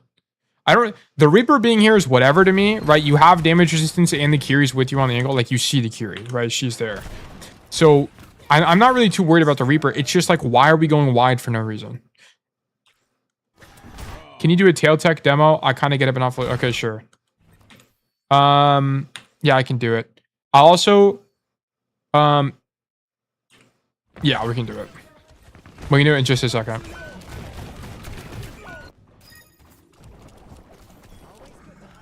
I'll do one more fight here, and then we'll just call this VOD here, and then I'll show you how to do it. Okay, here. We go up the stairs with our team. This is fine. I actually like this rotation a lot. And then we wait for our hog to take space, which is now. And then we look to get a better angle, right? Okay, so this is cool. You can also see your Kiri on point here. This guy's going to Blossom, least obvious Blossom of all time, and then he leaves. Okay, cool. Bad wall from our Mei, whatever. We're still stuck in the room. Honestly, you just need to wear your big boy pants and walk forward. Oh, wait, no. Okay, I thought we popped... Oh, wait, we did pop Kitsune. Okay. After this Kitsune pops from our team, you should know that the fight is happening right now. We need to just do something. Here, just fight this guy. Just walk forward and fight this guy. Bang. You would also see this, and then you can... Okay. I guess you unswing. Wait, whatever. I actually don't know what the best play is. I feel like you should fight him, but whatever. This guy also sucks at Reaper. This guy's not good. Okay, I'm gonna be honest. I don't know what the best play was here. I feel like I would have walked forward and fought the Reaper, though. And whatever. Okay. I'll show you what the tail tech is. But you have a... I mean, your Deadeyes are like, oh, okay. I don't even remember what like the big thing was across that VOD. There was like one or two concepts that oh yeah, you fan way too much. Stop fanning. It doesn't make any sense. Like, just shoot them. You do way more damage. The fan is only good against like Winston and Sigma Shield. Yeah, fanboy, stop fanning. Yeah, it's not good. I promise you. There's a reason why Lip doesn't fan very much. It's just not good. Okay, tail tech. Very simple. Here's what you're going to do. If you see people in main and you have a corner you can play with, here's what you do. You can pop the corner. You don't want to do a blind Deadeye. Okay, so let me explain what a blind Deadeye is. Okay, a blind Deadeye is when you do this.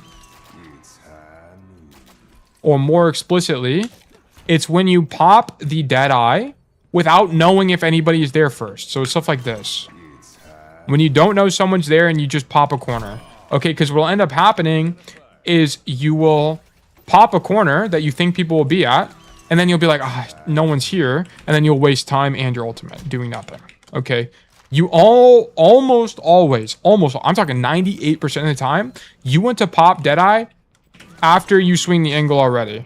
Okay, it's a slight difference, but very important difference, because it'll make sure you don't have those weird, awkward times where you pop deadeye and literally no one's there, or they're already behind cover or something like that. Make sure you check first, then evaluate if it's a good time to use deadeye or not. Okay, so that's step one. Because blind deadeyes are almost always bad. Almost always. Like 98% of the time. If you think you're the exception, chances are you're not the exception. Okay, so what I'm talking about with tail tech, by the way, is popping deadeye and standing near to and almost always just behind a corner. Okay, so what'll be nice is, like, let's say this person is an Ana. What you can do is, if you know the Ana's on an angle and you want to deadeye her, you can do your basic shoot, deadeye, and then hug the corner like this. And then Anas will try to predict you re-swinging the corner, and they'll waste sleep dart. It'll whiz past you, and then you get to re-swing the angle with deadeye without having to worry about sleep dart, right? So you'll do this, tail tech the corner like this, and then you re-swing and go wide. Okay, so you are doing it right? Yeah. Just play the corner. It's really easy. I just say tail tech because it's easier to explain. I dodge many. Yeah, javelin is another one you'll dodge by doing stuff like this. Because they'll just prediction your corner and you just don't die. It's really good. Really, really, really good. And there's an example in the Discord. There's a perfect example of Timmy doing it.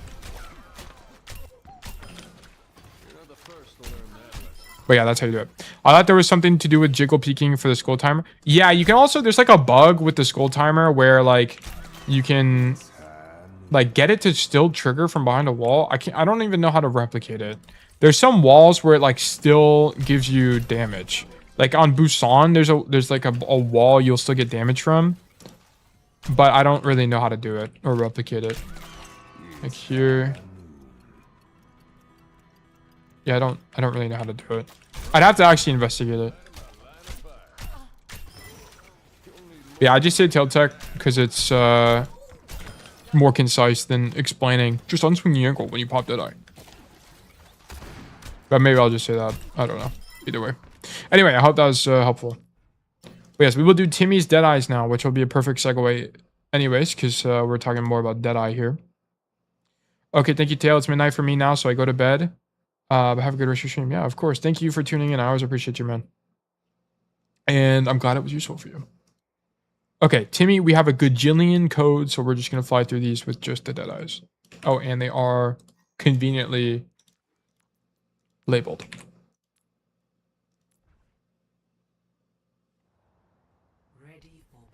Okay, 244 and 617. So 244.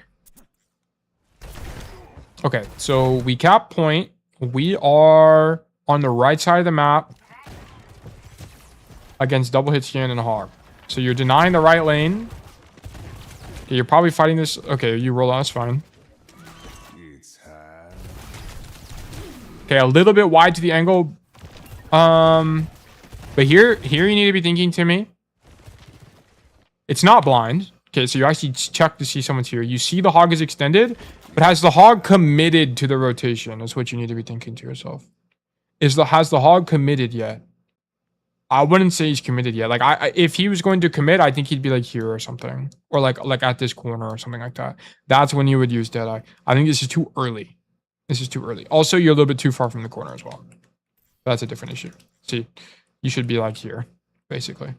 Also, let me remove these. So this is a. I understand the idea. Can't talk about them in Discord chat. That's fine. I think the idea is fine. Like, I understand why you would do this. It's just too early. I don't think the hog is engaged enough to walk forward yet. And then you're not close enough to the corner, so you actually take a bunch of sojourn damage that you could have avoided. And I mean, you just get lucky that these guys swing you. I think holding the Deadeye is definitely correct, but you could have done it a little bit better. Honestly, 7 out of 10 Deadeye. It was good. Definitely good, but it could have been better. Oh, wait, there's another one in this code. And then on 617. Okay, so let's go 6. Now we're on Garden. Enemy is double hit scan with Doomfist. They have Lucio Juno, so they have hella speed. Okay, here we take a bunch of poke. Jeez, there's a lot of shit going on here. They come bridge side.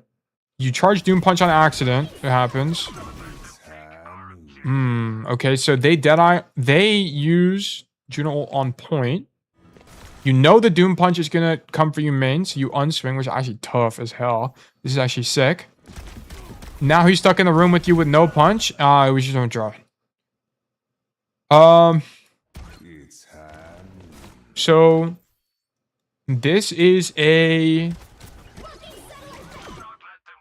definitely in reaction to the Juno. Definitely in reaction to the Juno, without a doubt. No, you know that he's gonna punch you, so you unswing the angle, which is it looks so cool. This is so cool. And then here you just need to draw early, and then just shoot him to finish him. Is what you should do. It's like the basic cast Deadeye combo, right? Also, you should be aiming at him in Deadeye. When there's only one person in your Deadeye, you need to be aiming at him. Honestly, this is a 9 out of 10 Deadeye. You just fuck up the ending. Like what you should. This is also the last Deadeye in the code. What you should be doing here is quite literally this. Whoops, that is Hanzo, that's not Cassidy.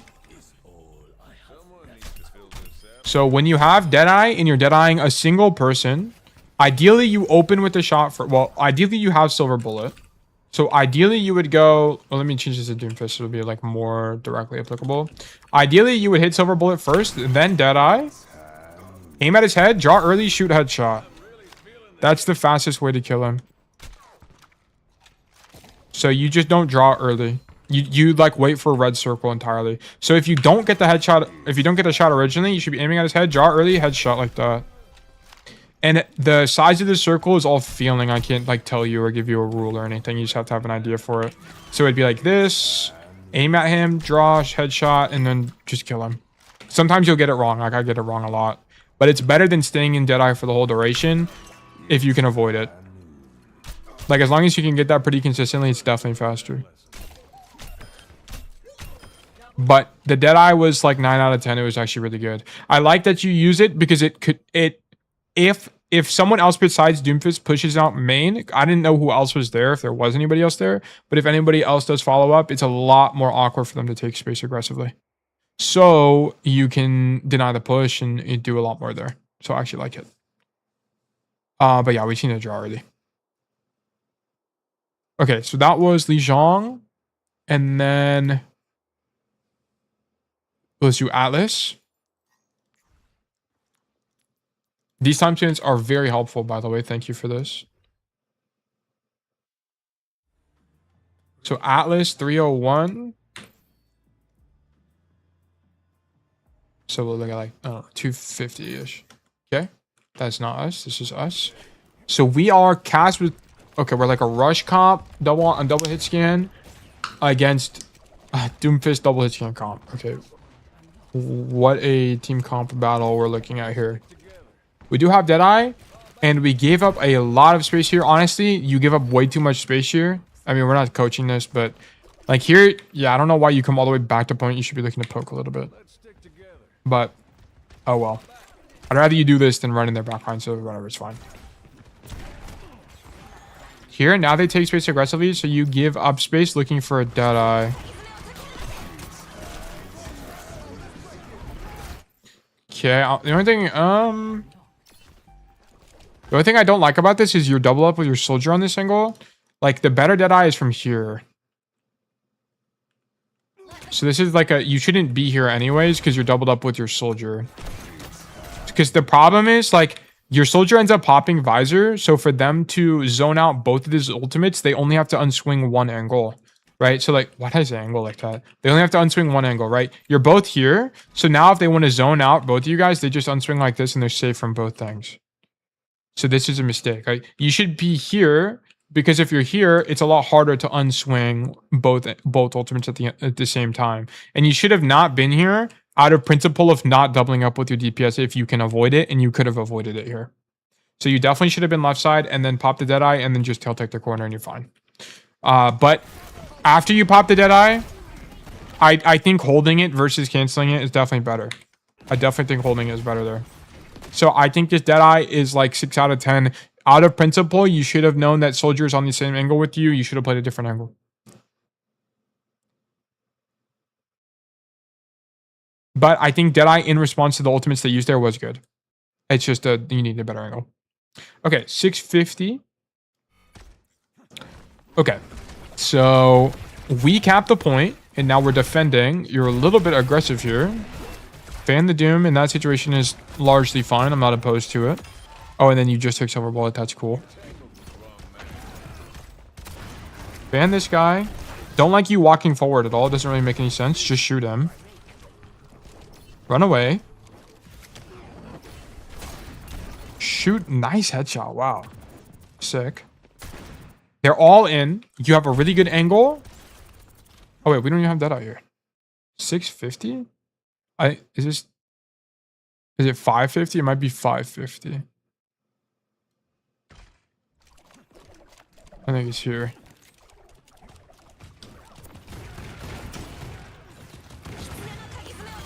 Oh, yeah, it's 550. Okay. So here, we're really far away because you're afraid of the dive. Sure. Okay, I'm fine with this. You also, I think you're down one. Where is your... No, you're all here. Yeah, it didn't really matter. So we're a stage further away. And then...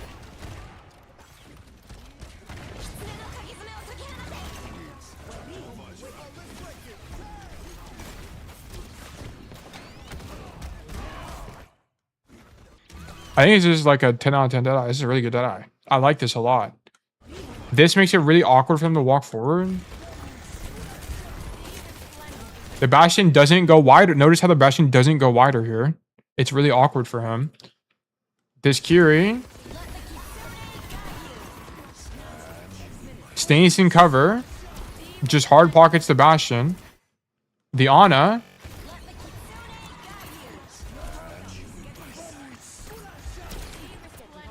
Throws a random sleep, but doesn't really do anything. And the Doomfist has to play armor. This is a really good Deadeye. This is a 10 out of 10 Deadeye. Love this. Love this. Love this. Love this.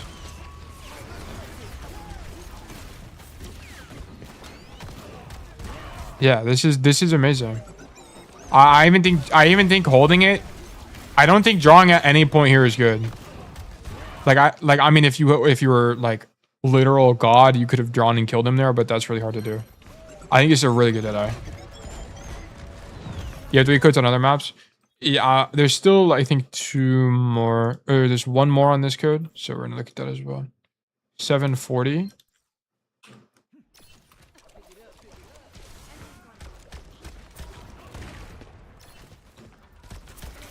Okay, mark the Doom. Cool. Go wide on an angle.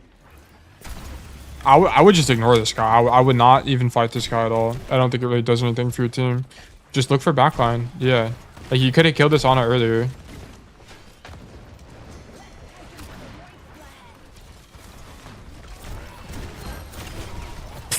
That looks really silly.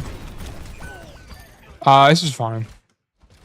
I think it's not... If you don't have fan, reload canceling with your ulti is not as good. Like, reload canceling for silver bullets not as good, just out of sheer virtue of it being just not having as much like burst damage. Like here you just use roll and yeah, I don't think it's good. If you did it to like tank the grenade damage, then maybe, but like I still don't think it's good. I don't think this is good. I think this is a 1 out of 10, 2 out of 10 ultimate. Because you have silver bullet. I think Deadeye canceling for silver bullet's not good.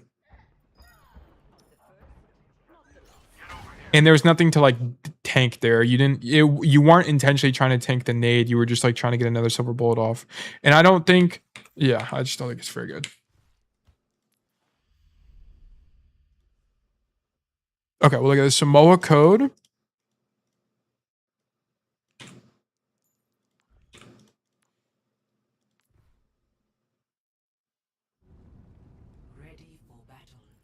Okay, so it's 234.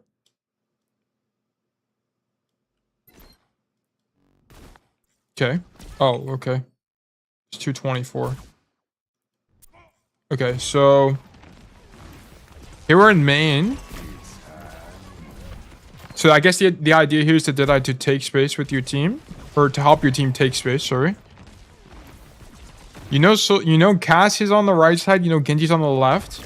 You hear the Genji now in main. I mean, you also start the fight with this. You also get it early. You're like one of the first ultimates in the game.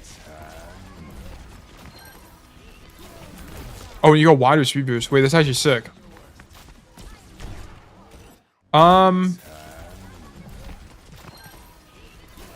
We don't have the Deadeye perk. What do I think about this? So your Roadhog trolls. Your Roadhog should 100% be walking forward here.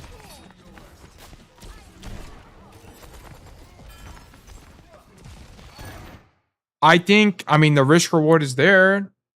I think it's a great Deadeye. I think it's probably 10 out of 10 Deadeye.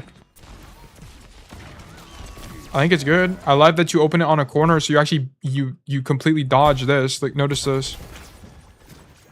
So this guy goes main. He just spams where he thought you were, and so you dodge it completely. Then you reswing. And that, because you're moving wide like that, it's harder to hit you because he has to swing the corner. That got forces deflect, and you take. Like, this is a good Deadeye. This is like a 10 out of 10 Deadeye. I love this. Good job. Okay, 345.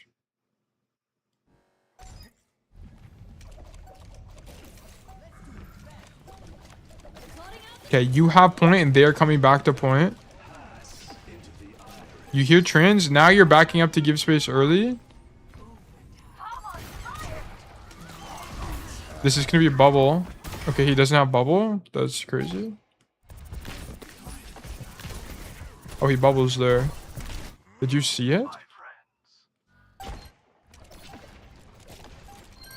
Do we see bubble? You do see bubble. Yeah, this is a great Deadeye. Yep, and you just draw on the one guy. Yep, perfect. 10 out of 10 Deadeye, great job. 607.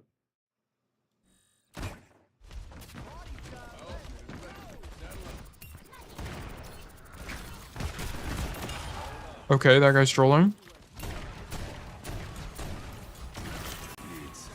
This is not good Deadeye. So the problem with this is that you read their body language wrong. So here, look, the Venture gets out and goes left side, perfect, and drops like she's going under. These guys aren't going to take space aggressively to point. They're going to follow the Venture. So they follow Venture. So you're not actually zoning anybody with this Deadeye. Because these guys can't even follow up with the front line anyway from this angle. They would have to like fall off as well. So you're not actually doing anything with this Deadeye. This is like a... It's not like a troll Deadeye, but it's not a good Deadeye. It's just like a 4 out of 10, 3 or 4 out of 10 or something like that. It didn't do anything productive for your team. Like, where you would have needed to Deadeye is earlier. You would have needed to Deadeye, like...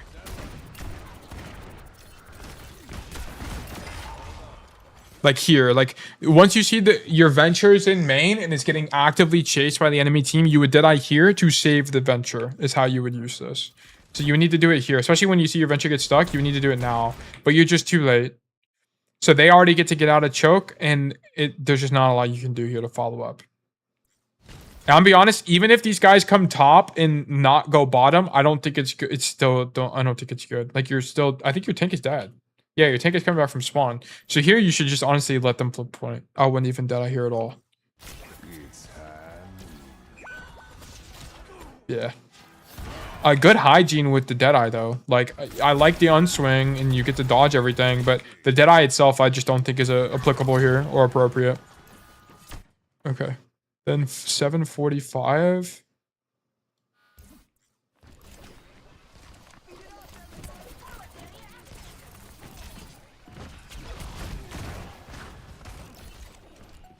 Okay, we go to the opposite angle. Nice shot on the Ana. Go to point. You hear the Zen behind you. Drop on accident, I think. This is blind. You don't even know where they are. This is what I'm saying. Like, blind deadeyes are not good.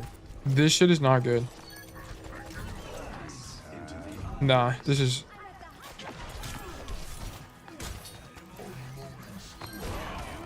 Nah, I don't like this deadeye. Just don't do blind deadeyes. Like, if you turn the corner... Because here's what would have happened.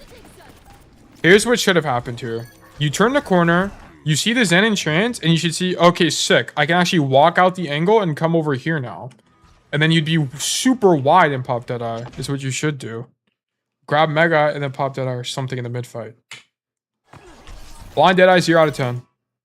0 out of 10. Don't like this at all. The last noon was bad. Yeah. Yeah, this don't do blind deadeyes. It's really bad. Because you can't make an informed decision when it's blind. It's always bad. And then I think, Timmy, is that it? Or do you have more you want me to look at? I mean, I definitely think your deadeyes are better, for sure. Deadeye is really hard to use. So, like, what you're doing here is definitely getting better over time. Definitely better.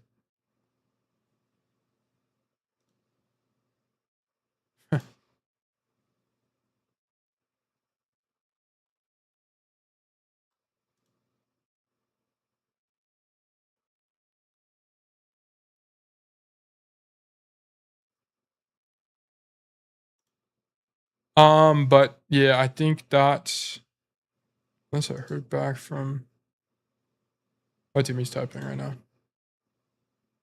You can go over the gameplay if you want. We can do so I have one code from let me see. I have one code from Hubris that I'll do real quick. And then we can I think we'll probably actually wrap up the stream for today. Because that'll be like 2.5 hours type. And I'm running out of energy as well. I hope that gave you those a little bit more informative on the deadeyes. I think your deadeyes are largely good. Like largely good. Okay. So this is from Hubris, and he said, I felt like I was doing better with spacing, still rough though. Okay, we'll take a look at this. Okay, here we come to drum side, and it's completely free. This is, I think, plat as well. So let's change this.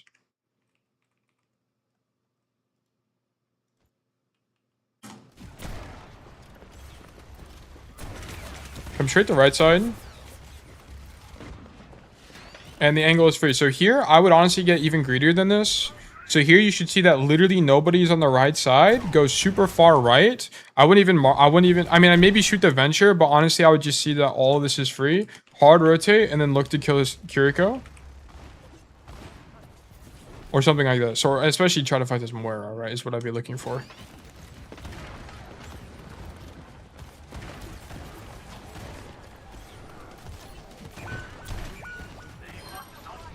Okay, I think staying on the angle is correct. It's just we don't get aggressive enough. We kind of just stand there. You need to, if there's a weakness, you should be leveraging that, right? So go, like, pushing further. For sure.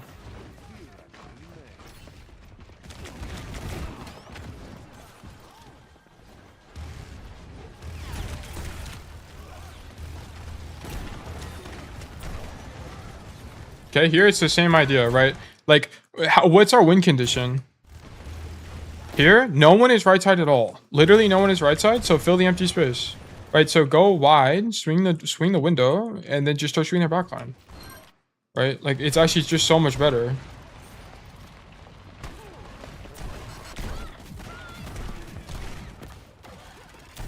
You also have flashbang here. You can look to flashbang the Venture. Like, good shot on the on the Moira. Like, this map is really good for Cass. It's really, really good for Cass.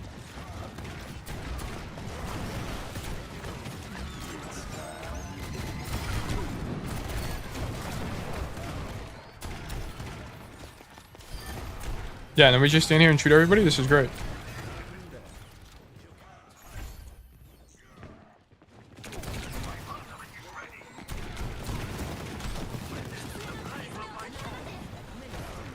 Here, just stay on the right side of the map. It's fine. Because what we're doing here is we're stopping these guys from taking this space, right? It's all about aerial denial than anything else. Like, this is fine.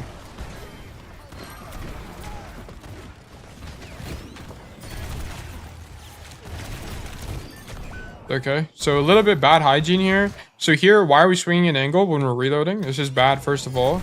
Going even wider while you're in the reload animation doesn't make any sense. I understand you have beat, but honestly, you still need to be playing cover here, especially against Sebastian. Fanning, that's fine. And then re-swinging this wide, I don't think is good. I'd probably be shooting him and playing tighter to the corner. So I don't really like the micro in that.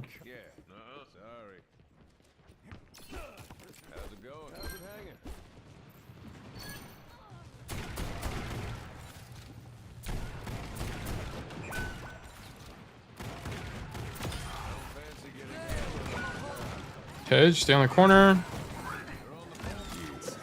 Okay, blind Deadeye is bad. Don't pop Deadeye. Don't just go to a corner and pop Deadeye predicting where they're going to be. Swing the corner first and see what's going on, then pop Deadeye. This is bad.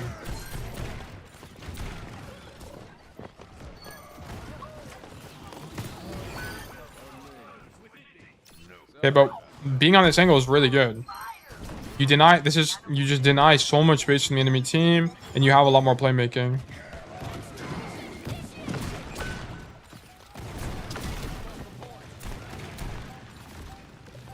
Yeah, but now we're playing too safe. Like here, you need to be doing something, right? Here, when these guys take space, the fight is happening, right? Why are we this far away? Like, play it closer to a corner. Play this corner. Play this corner. See that this Bastion's on. Hear the Bastion on your right side. Swing the Bastion on your right side. Kill the Bastion. Do something like that.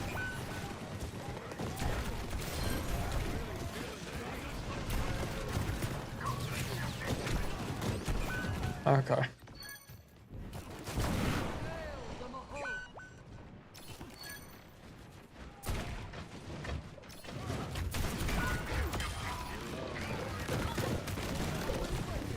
Yeah, well, I don't know why you're walking toward point here. Just stay far away and shoot them, right? Like, stay on the stairs and shoot these guys. Stay here and shoot them. That's it. Don't gotta overthink it. Like, walking toward these guys just gives you more room for error and more likely to die. It doesn't make any sense.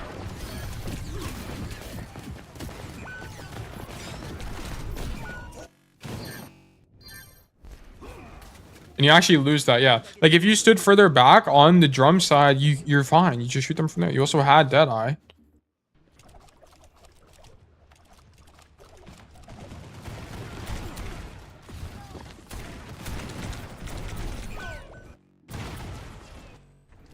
Okay, here on rollout. Walk forward. Take space. Take space. You don't want to get stuck in this hallway, so you need to walk forward, fight here. Fight the Bastion from here. Fight the Bastion here. But the problem is you don't walk... You get scared, and because you didn't walk forward, now you're 100% dead to this Bastion, and you can't get out in time. That, or you needed to roll backwards. Either one. But you just needed to walk forward and kind of trust that your team is going to be taking space here. Because off rip especially, it just makes sense to take space. It's the best play for your team.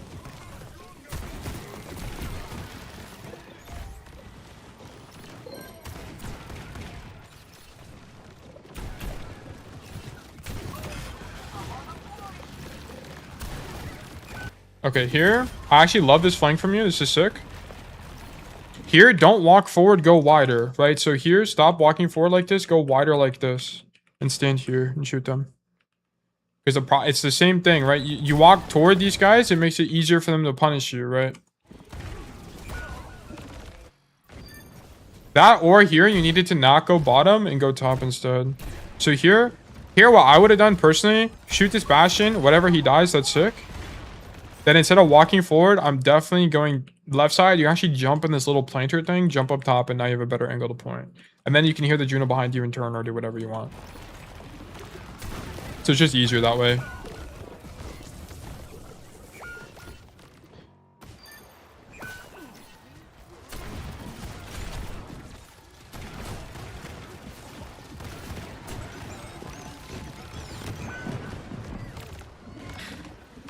Okay. Here we're on the wrong side. So the issue is that in this fight here, as you're poking out the monkey, which is actually fine. I don't mind this. Also, against the monkey matchup, you should be taking Fan the Hammer, but I don't think you knew that they were playing monkey until when you got it. But you don't really want to cross to this side ever, because now crossing back is difficult, and where you make a play as Cassidy is like almost always on this side of the map. It has something to do with taking space over here and taking a gunfight or something like this, like an isolated 1v1 or something. Like, we should never be stuck on this right side of the map here. Like, in this whole mid fight, as all this stuff was happening, you could have been swinging the angle like this and shooting them from the side and trying to make space for your team.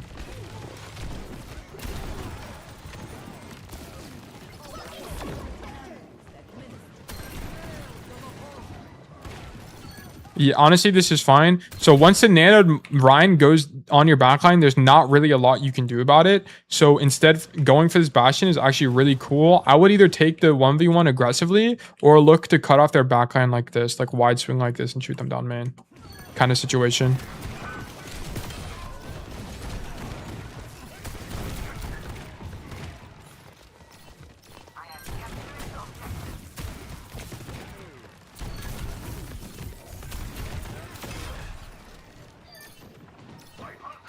Okay, so now we're staying on this side to stop or to mark the alley angle. This is sick.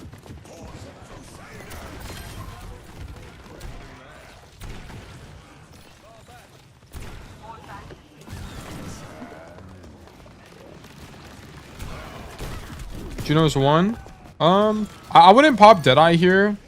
So the monkey jumps in, which is fine, but the problem with this Deadeye is it's really extended, right? You're on an angle and you're away from the enemy team, which is, you know, couldn't be good, but this is really deep in enemy territory. Like, what you should be thinking about is Deadeyes like this onto main, like stand here and pop it onto main as they come out, or like a Deadeye from back here as they come out of spawn, or as they come out of main angle, stuff like that. The problem with this is that if your team backs up here, which they do, now you're the furthest guy forward and you're super vulnerable, right? You're extended. No one can help you from your team. You're not going to get any support.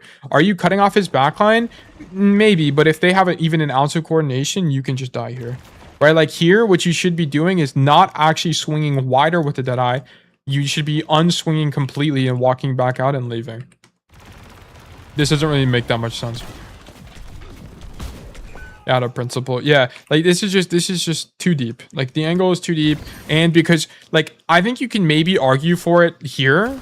Like you can maybe argue for this Deadeye, which I think is fine.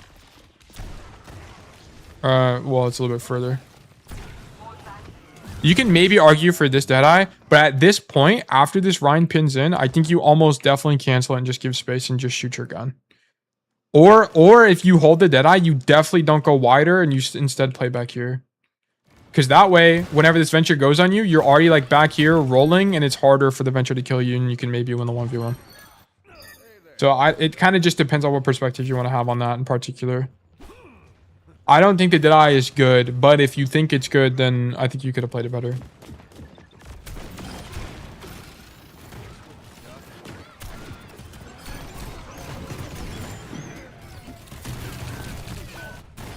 Okay, here, actually, I don't like his roll forward, first of all. You're on a good angle. You can just shoot these guys from distance and be fine. What's the point of rolling forward? Play the angle. This is fine. And then once you see they all go deep like this, then you can just walk forward. I think you'll be all right. But here on this Doomfist, you're actually in good range here. Why even walk toward him? You're still going to hit him with a flash from this distance. It's like 14 meters. If you're ever unsure, you can ping them. And then if it's 14 meters or less, you're almost guaranteed to hit them with a flashbang. Okay, so just stand on this angle. There's no real reason to walk forward here, especially here. Like, why are we rolling forward toward this guy? Just shoot him from distance, right? This roll forward actually just gets you killed because the Bastion swings the angle main and you're dead, right? So it doesn't really make any sense. So just don't roll forward there. I think the fighting the Doomfist, the act of fighting that Doomfist is fine. I don't have any issues with that.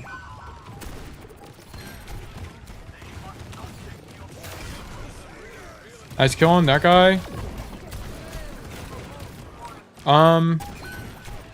So here I don't like that we W key toward the Bastion. Just once again, just you want to look for lateral movements here.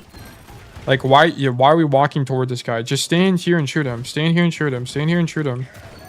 Because then you would have actually avoided this death from Doomfist because you would have never walked forward to help with the fight. You would have walked this way to help with the fight.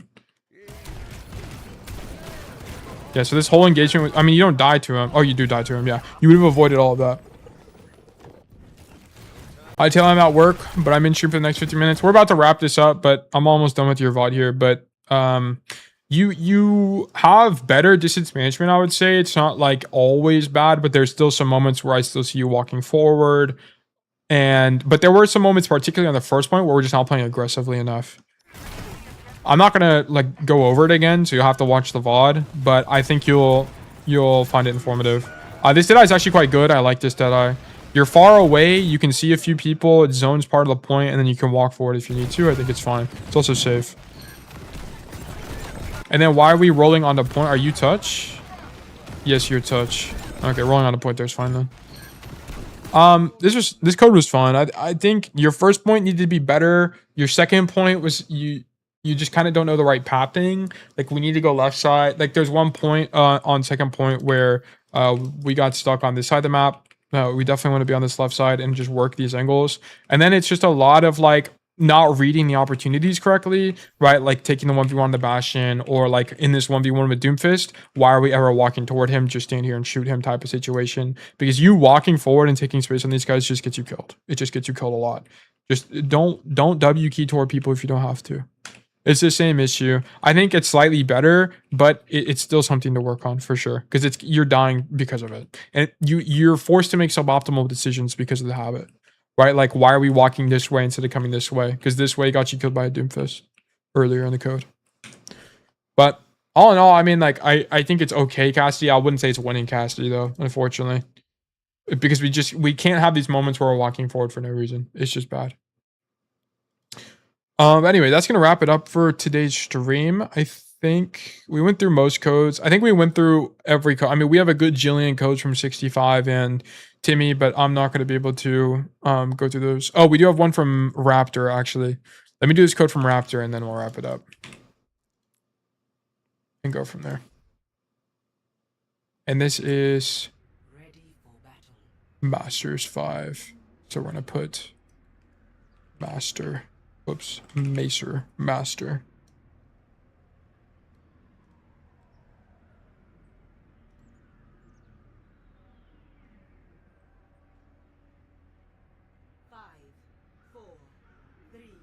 Okay.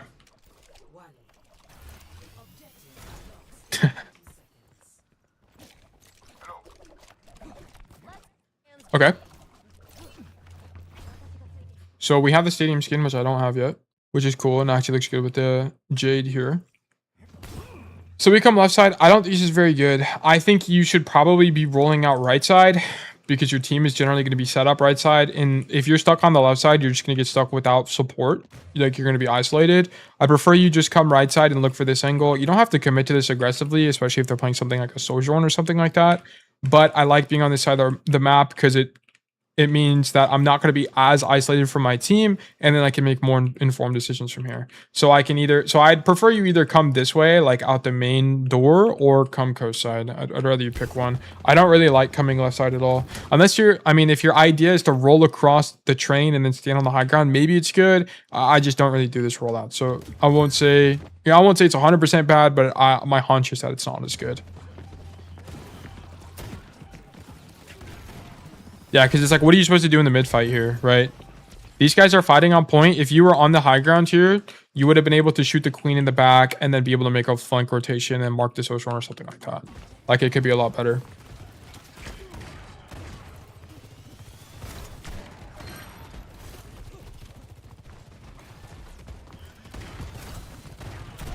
Yeah, and then this is bad distance management against the queen. Like, why are we this close against queen? Doesn't make any sense. Here she is isolated, so she does have to back up. But I don't like that we're going wide like this. There's a chance she just knifes us and walks on us and we're dead. Not a big fan of this. I would have preferred us to just, once again be staged on this angle, because then you have it just sets you up for a better vantage point for the mid fight. So given that we are on the floor, what's the best play? Here, it's definitely to open up space between us and the queen. Like here, I wouldn't be this close. I mean, you would have ideally looked for this, to shoot the queen like this.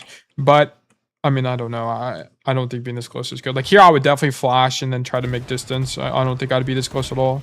But now that she's backing up, walking forward makes sense. But I would not roll forward here. I would just walk.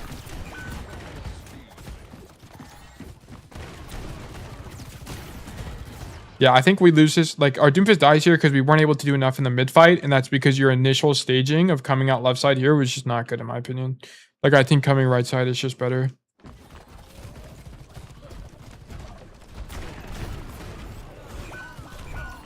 Yeah.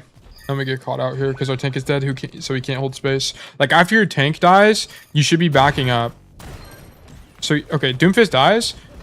Your idea should not be you know, are you dead? They don't have Lucio.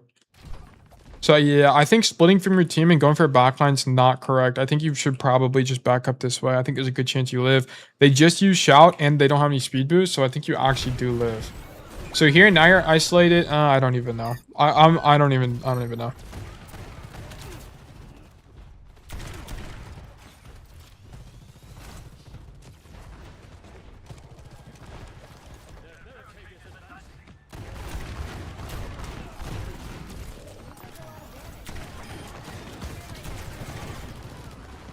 Okay.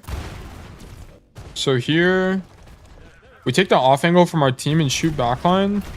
It's actually fine. Look, you're taking a lot of attention. You force Lamp and Cassidy attention. So now your tank is able to get aggressive with Lamp forced, and now they don't have a good answer to this anti-nade. Oh, I guess they have Suzhou, so never mind. Sojourn flanks. We go to mark the Sojourn. She left. Kill Baptiste, okay. I think this fight was fine. Like here, you should be able to hear the Sojourn rotate out, so we shouldn't have committed so much to marking this. But I guess you do coincidentally swing into them. I don't know. That's kind of like results oriented. I don't know. I'm not too sure. I think your approach to the fight was fine though. Here, the queen matchup's all about distance. If you can get shouted on, knifed, and axed, you're 100 billion% dead. So just be careful.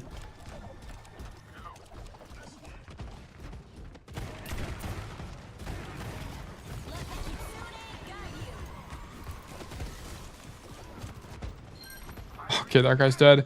Okay, here, we're already in main. The Sojourn's on the angle. I guess you don't know the Doomfist engaging. After you see this guy gets punched off the map, I'm 100% turning around and helping with the queen. I would then see that the queen is no longer there, so then I would continue the rotation. I don't like this deadeye because they're really far away and it's easy to unswing you. Yeah. I mean, being far away is not much of an issue, but it's like the angles of which you can shoot them at are really tight. So I don't really like this. Like, it's really easy to unswing you. The distance thing is not an issue. I don't even know why I mentioned that. Yeah, and there's not really a benefit to this, right? Like, because your Doomfist is in. Like, your Doomfist is in, and he's just so low. I mean, maybe you use this to save your Doomfist, I guess. But they can already shoot the Doomfist from hiding anyway, so I don't think it's very helpful. So I don't really know. I think this is a bad deadeye. If you said this that with the idea of saving Doomfist, you know, maybe you can argue for it, but I don't think it saves him anyway, just because they can still shoot him from angles of which you can't even pressure them with deadeye. Unswing the angle. Okay, cool. Come back main. Here we're down our tank, so we should be setting up. So here, this is basically your staging component of the fight. You shouldn't really be dropping here. What you should be doing is, instead of doing this and coming main side, honestly, just stay up top, rotate like this, and play for this high ground, right? Because the Doomfist is dead, so they're going to try to take space. How are they going to do that? Well, they're either going to come through this staircase or they're going to come down main, and as a result, you know the fight is going to be happening somewhere along the street here. And where do you want to be if the fight's happening here? Well, as Cassidy, your best position is generally on this high ground somewhere. Or it's like over here, but this is conditional because then you can go for this flank. But I would look to come here personally in this situation. So instead of dropping into main like this, you should be looking to rotate into this high ground and then stay up here and be able to shoot them. And this is especially true because if you look at the enemy team comp, they don't have any verticality other than this Baptiste and maybe the Kiriko if you want to count the wall climb. So I would wager you win the 1v1 against the Sojourn if he slides on you. So I would prefer you be up here, right? The big thing to look for is what kind of tank they have. They have a ground tank, so it's a little bit more advantageous for you to stand on the high ground. So I'd prefer you to be on high ground here and then just be able to win in the mid fight. But because you're on the floor here, you're just a lot more of a liability, and the fight's going to take place out of your effective range, and you're just not going to have any good cover. Right, so as you can see, the rush comes out. We're stuck on the floor. We get to shoot the queen, right? But we could just have a slightly more advantageous angle right here to be able to shoot these guys and play cover aggressively, right?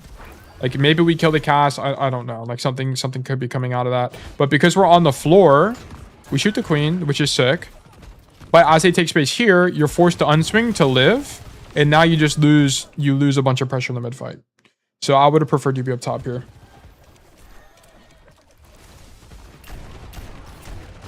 Nice angle. Good shots on Cass. And then now we're up here, but the fight's just lost, so we have to get out. We missed the roll. It's a little bit unfortunate. Forced to fight these guys. That's fine. We come to the angle to fight the Cass. That's fine. You timed it with your Doomfist. That's really good. Yeah, if you got headshots there, I would say ego it even more. But because you only hit him twice and they're both body, I would unswing too. Nice. Cool.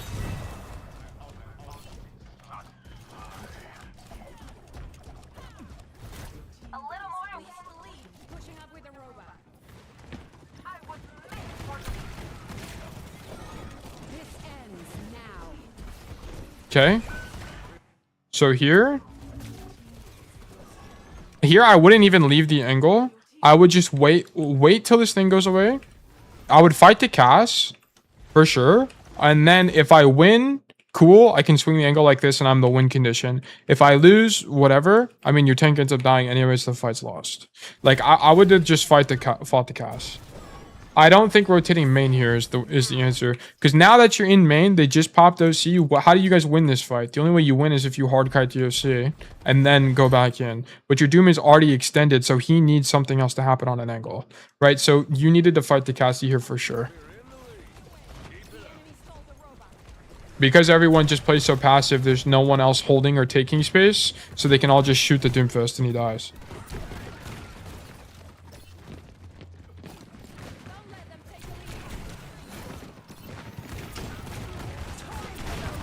Okay, I like the angle. The shoot backline here. So blind deadeye again. Don't swing the corner if you like. You need to check the corner first.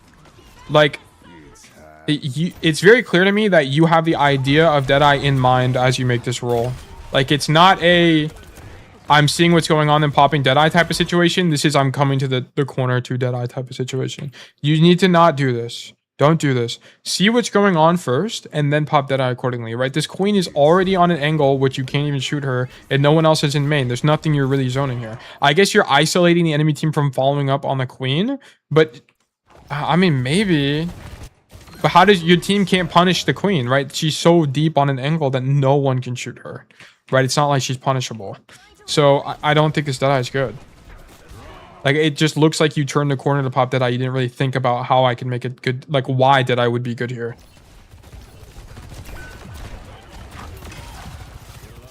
Now she dies, but I'm pretty sure that queen dies either way. With or without deadeye there.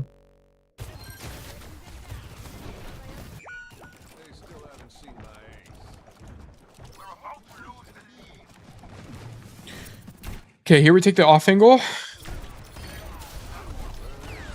Which is good.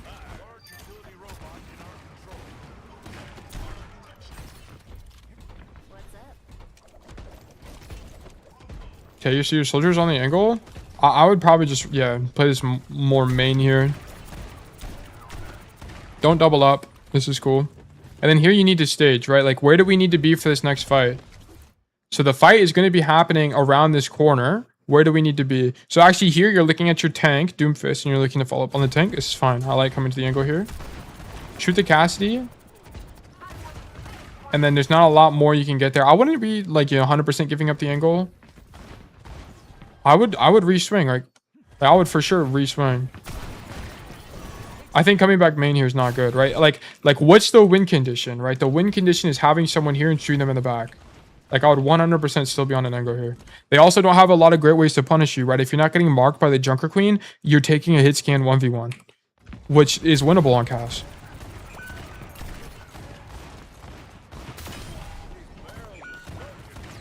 Okay, I like this from you. It just need to be earlier. Like, we just didn't take it early enough.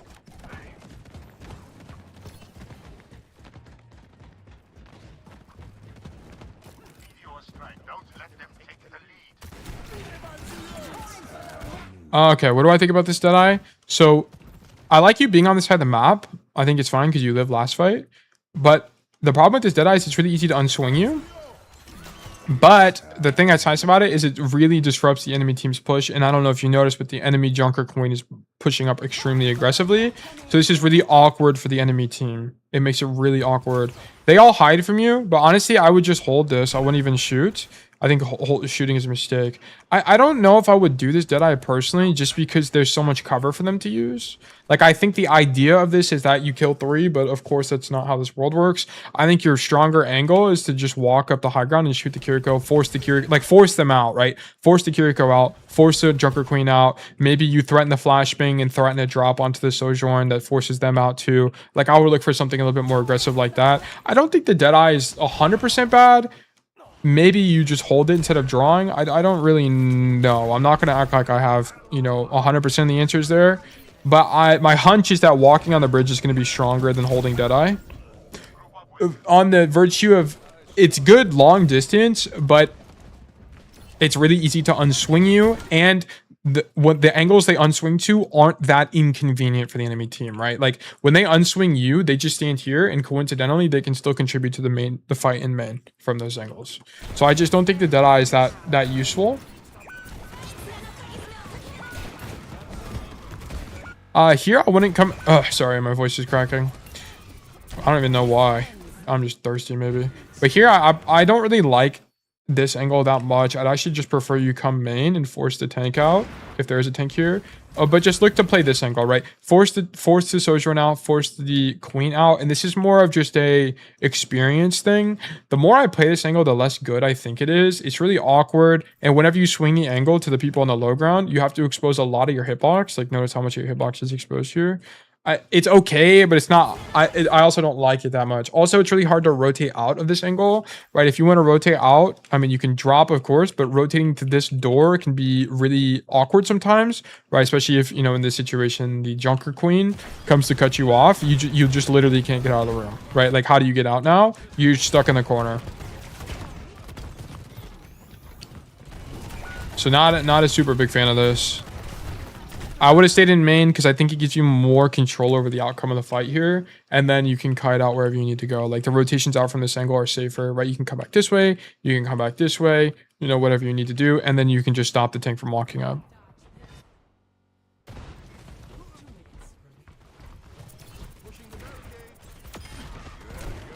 Okay. Yeah, you hear the cast on the right side? I would mark this guy. Yeah, I would just take the duel. Okay, we just need to win this. So here, you're not aiming at head, you're aiming a little bit low. Honestly, at some point here, like what I would do, how I'd probably take this is here. I'd either prediction flash the corner, which I would have missed in this situation. Or I would roll. You can roll forward, flash the floor, and fan him, which can work. Or you can roll to the corner, like roll either way. Then as you unswing the corner to fight him again, like you would roll like this, bang. Then you would prediction flash the corner as you reswing and then shoot him. It's like what I would like to do. But this guy, I mean, you end up trading out, but I would have played the duel slightly differently. Taking the duel there is correct, because if that guy lives in your backline, it's kind of a nightmare. I think you just lose.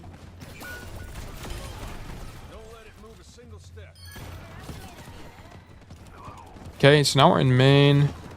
Follow up with our team. Force the Queen out. I like this Deadeye a lot. They have to unswing. Now you should cancel for sure. When you know that they're all unswing like this and you have Doomfist ult going off, your number one priority here should be to follow up with Doomfist ult. So right now what I'm doing is I'm canceling Deadeye and I'm rolling across to the high ground here to shoot the backline that I know is backing up. It's a little bit unfortunate that you get knifed here, but you should have for sure canceled Deadeye. I think killing the Kiriko is coincidental. I think the priorities here were wrong. We almost get walked on by Queen, but fortunately our whole team is here to help us and we live.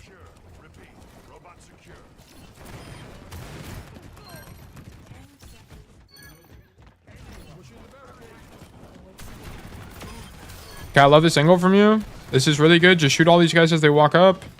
This is sick. I don't like the wider roll, by the way. Here. So you roll into more space without cover. Don't like this at all. I think this is a bad habit. Don't do this. The problem is now if you need to get to cover, how do you do that? Okay, it's going to take you 6 years to rotate to any of these corners, right? To rotate here, to rotate here, to rotate like even back. It's all awful. So you need roll to even play wide like this to begin with. You can't be playing this wide without roll. It doesn't make any sense. Not a fan.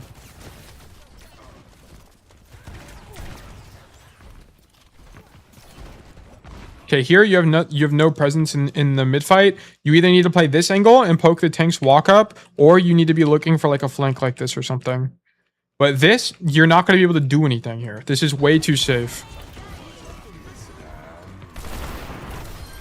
We killed the Cass because he's too aggressive, which is very fortunate.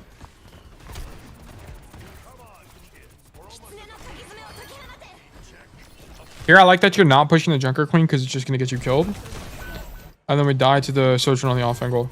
Like, note, like, what I encourage people to do is be like this Sojourn, right? Take the deep angle and be the win condition. This guy's the win condition, right? He's got a play going, but we just don't do that. Like, you could have done this. The way you would have done this, by the way, is by walking up this staircase and shooting them in the back after the queen went in. That would have been your play. But you just don't take initiative here. Like, you kind of just run it down main. Yeah, and you lose as a result. That's a little bit unfortunate. I think you guys should have won this. So yeah, there is some level of playmaking. Like, I do see you on angles, but you do give some stuff up a little bit too easily, right? Like, on this staircase angle, I wanted to see you fight for this more aggressively, more consistently. I think that'd be stronger. And then on this last fight in particular, you also needed to look for this kind of flank to set up for the backline. Like, you saw the enemy Cass do something like this. I mean, it ended up ended up being too late, and then he had to 1v1 you, but the idea was there. Right, and I think the idea is climbing. All in all, I thought you had a lot of really good ideas. I also didn't like you coming down this way. Off rip. I don't think coming left is better. I think going right is definitely better. You just have more options here and you can make better, more informed decisions. And being on this left side of the map is just going to mean you're more isolated from the rest of your team. So it's less likely you're able to contribute to any kind of fight that happens. So I just don't really like this angle. Unless your plan is to like roll across and play up here, then maybe, but I still don't think it's very good. I'd rather you just open up here, then decide from here where to go. Or you open up here and then like decide to come up the staircase or not. But yeah. Okay, that's going to be it from me. My name is Tail. I am a top 500 Cassidy one trick. I hope you guys found this information useful. You can join my Discord to request a free VOD review. As always, exclamation point Discord in the Discord chat as well to get the link to join. And we would love to have you. You just submit a VOD review and then I will check them out on Mondays and Fridays at 5:30 p.m. EST. And we'll have fun coaching and getting better at the video game. But anyways, guys, that's going to be it for me today. Thank you once again for tuning in, and I hope all of you have a fantastic rest of your day.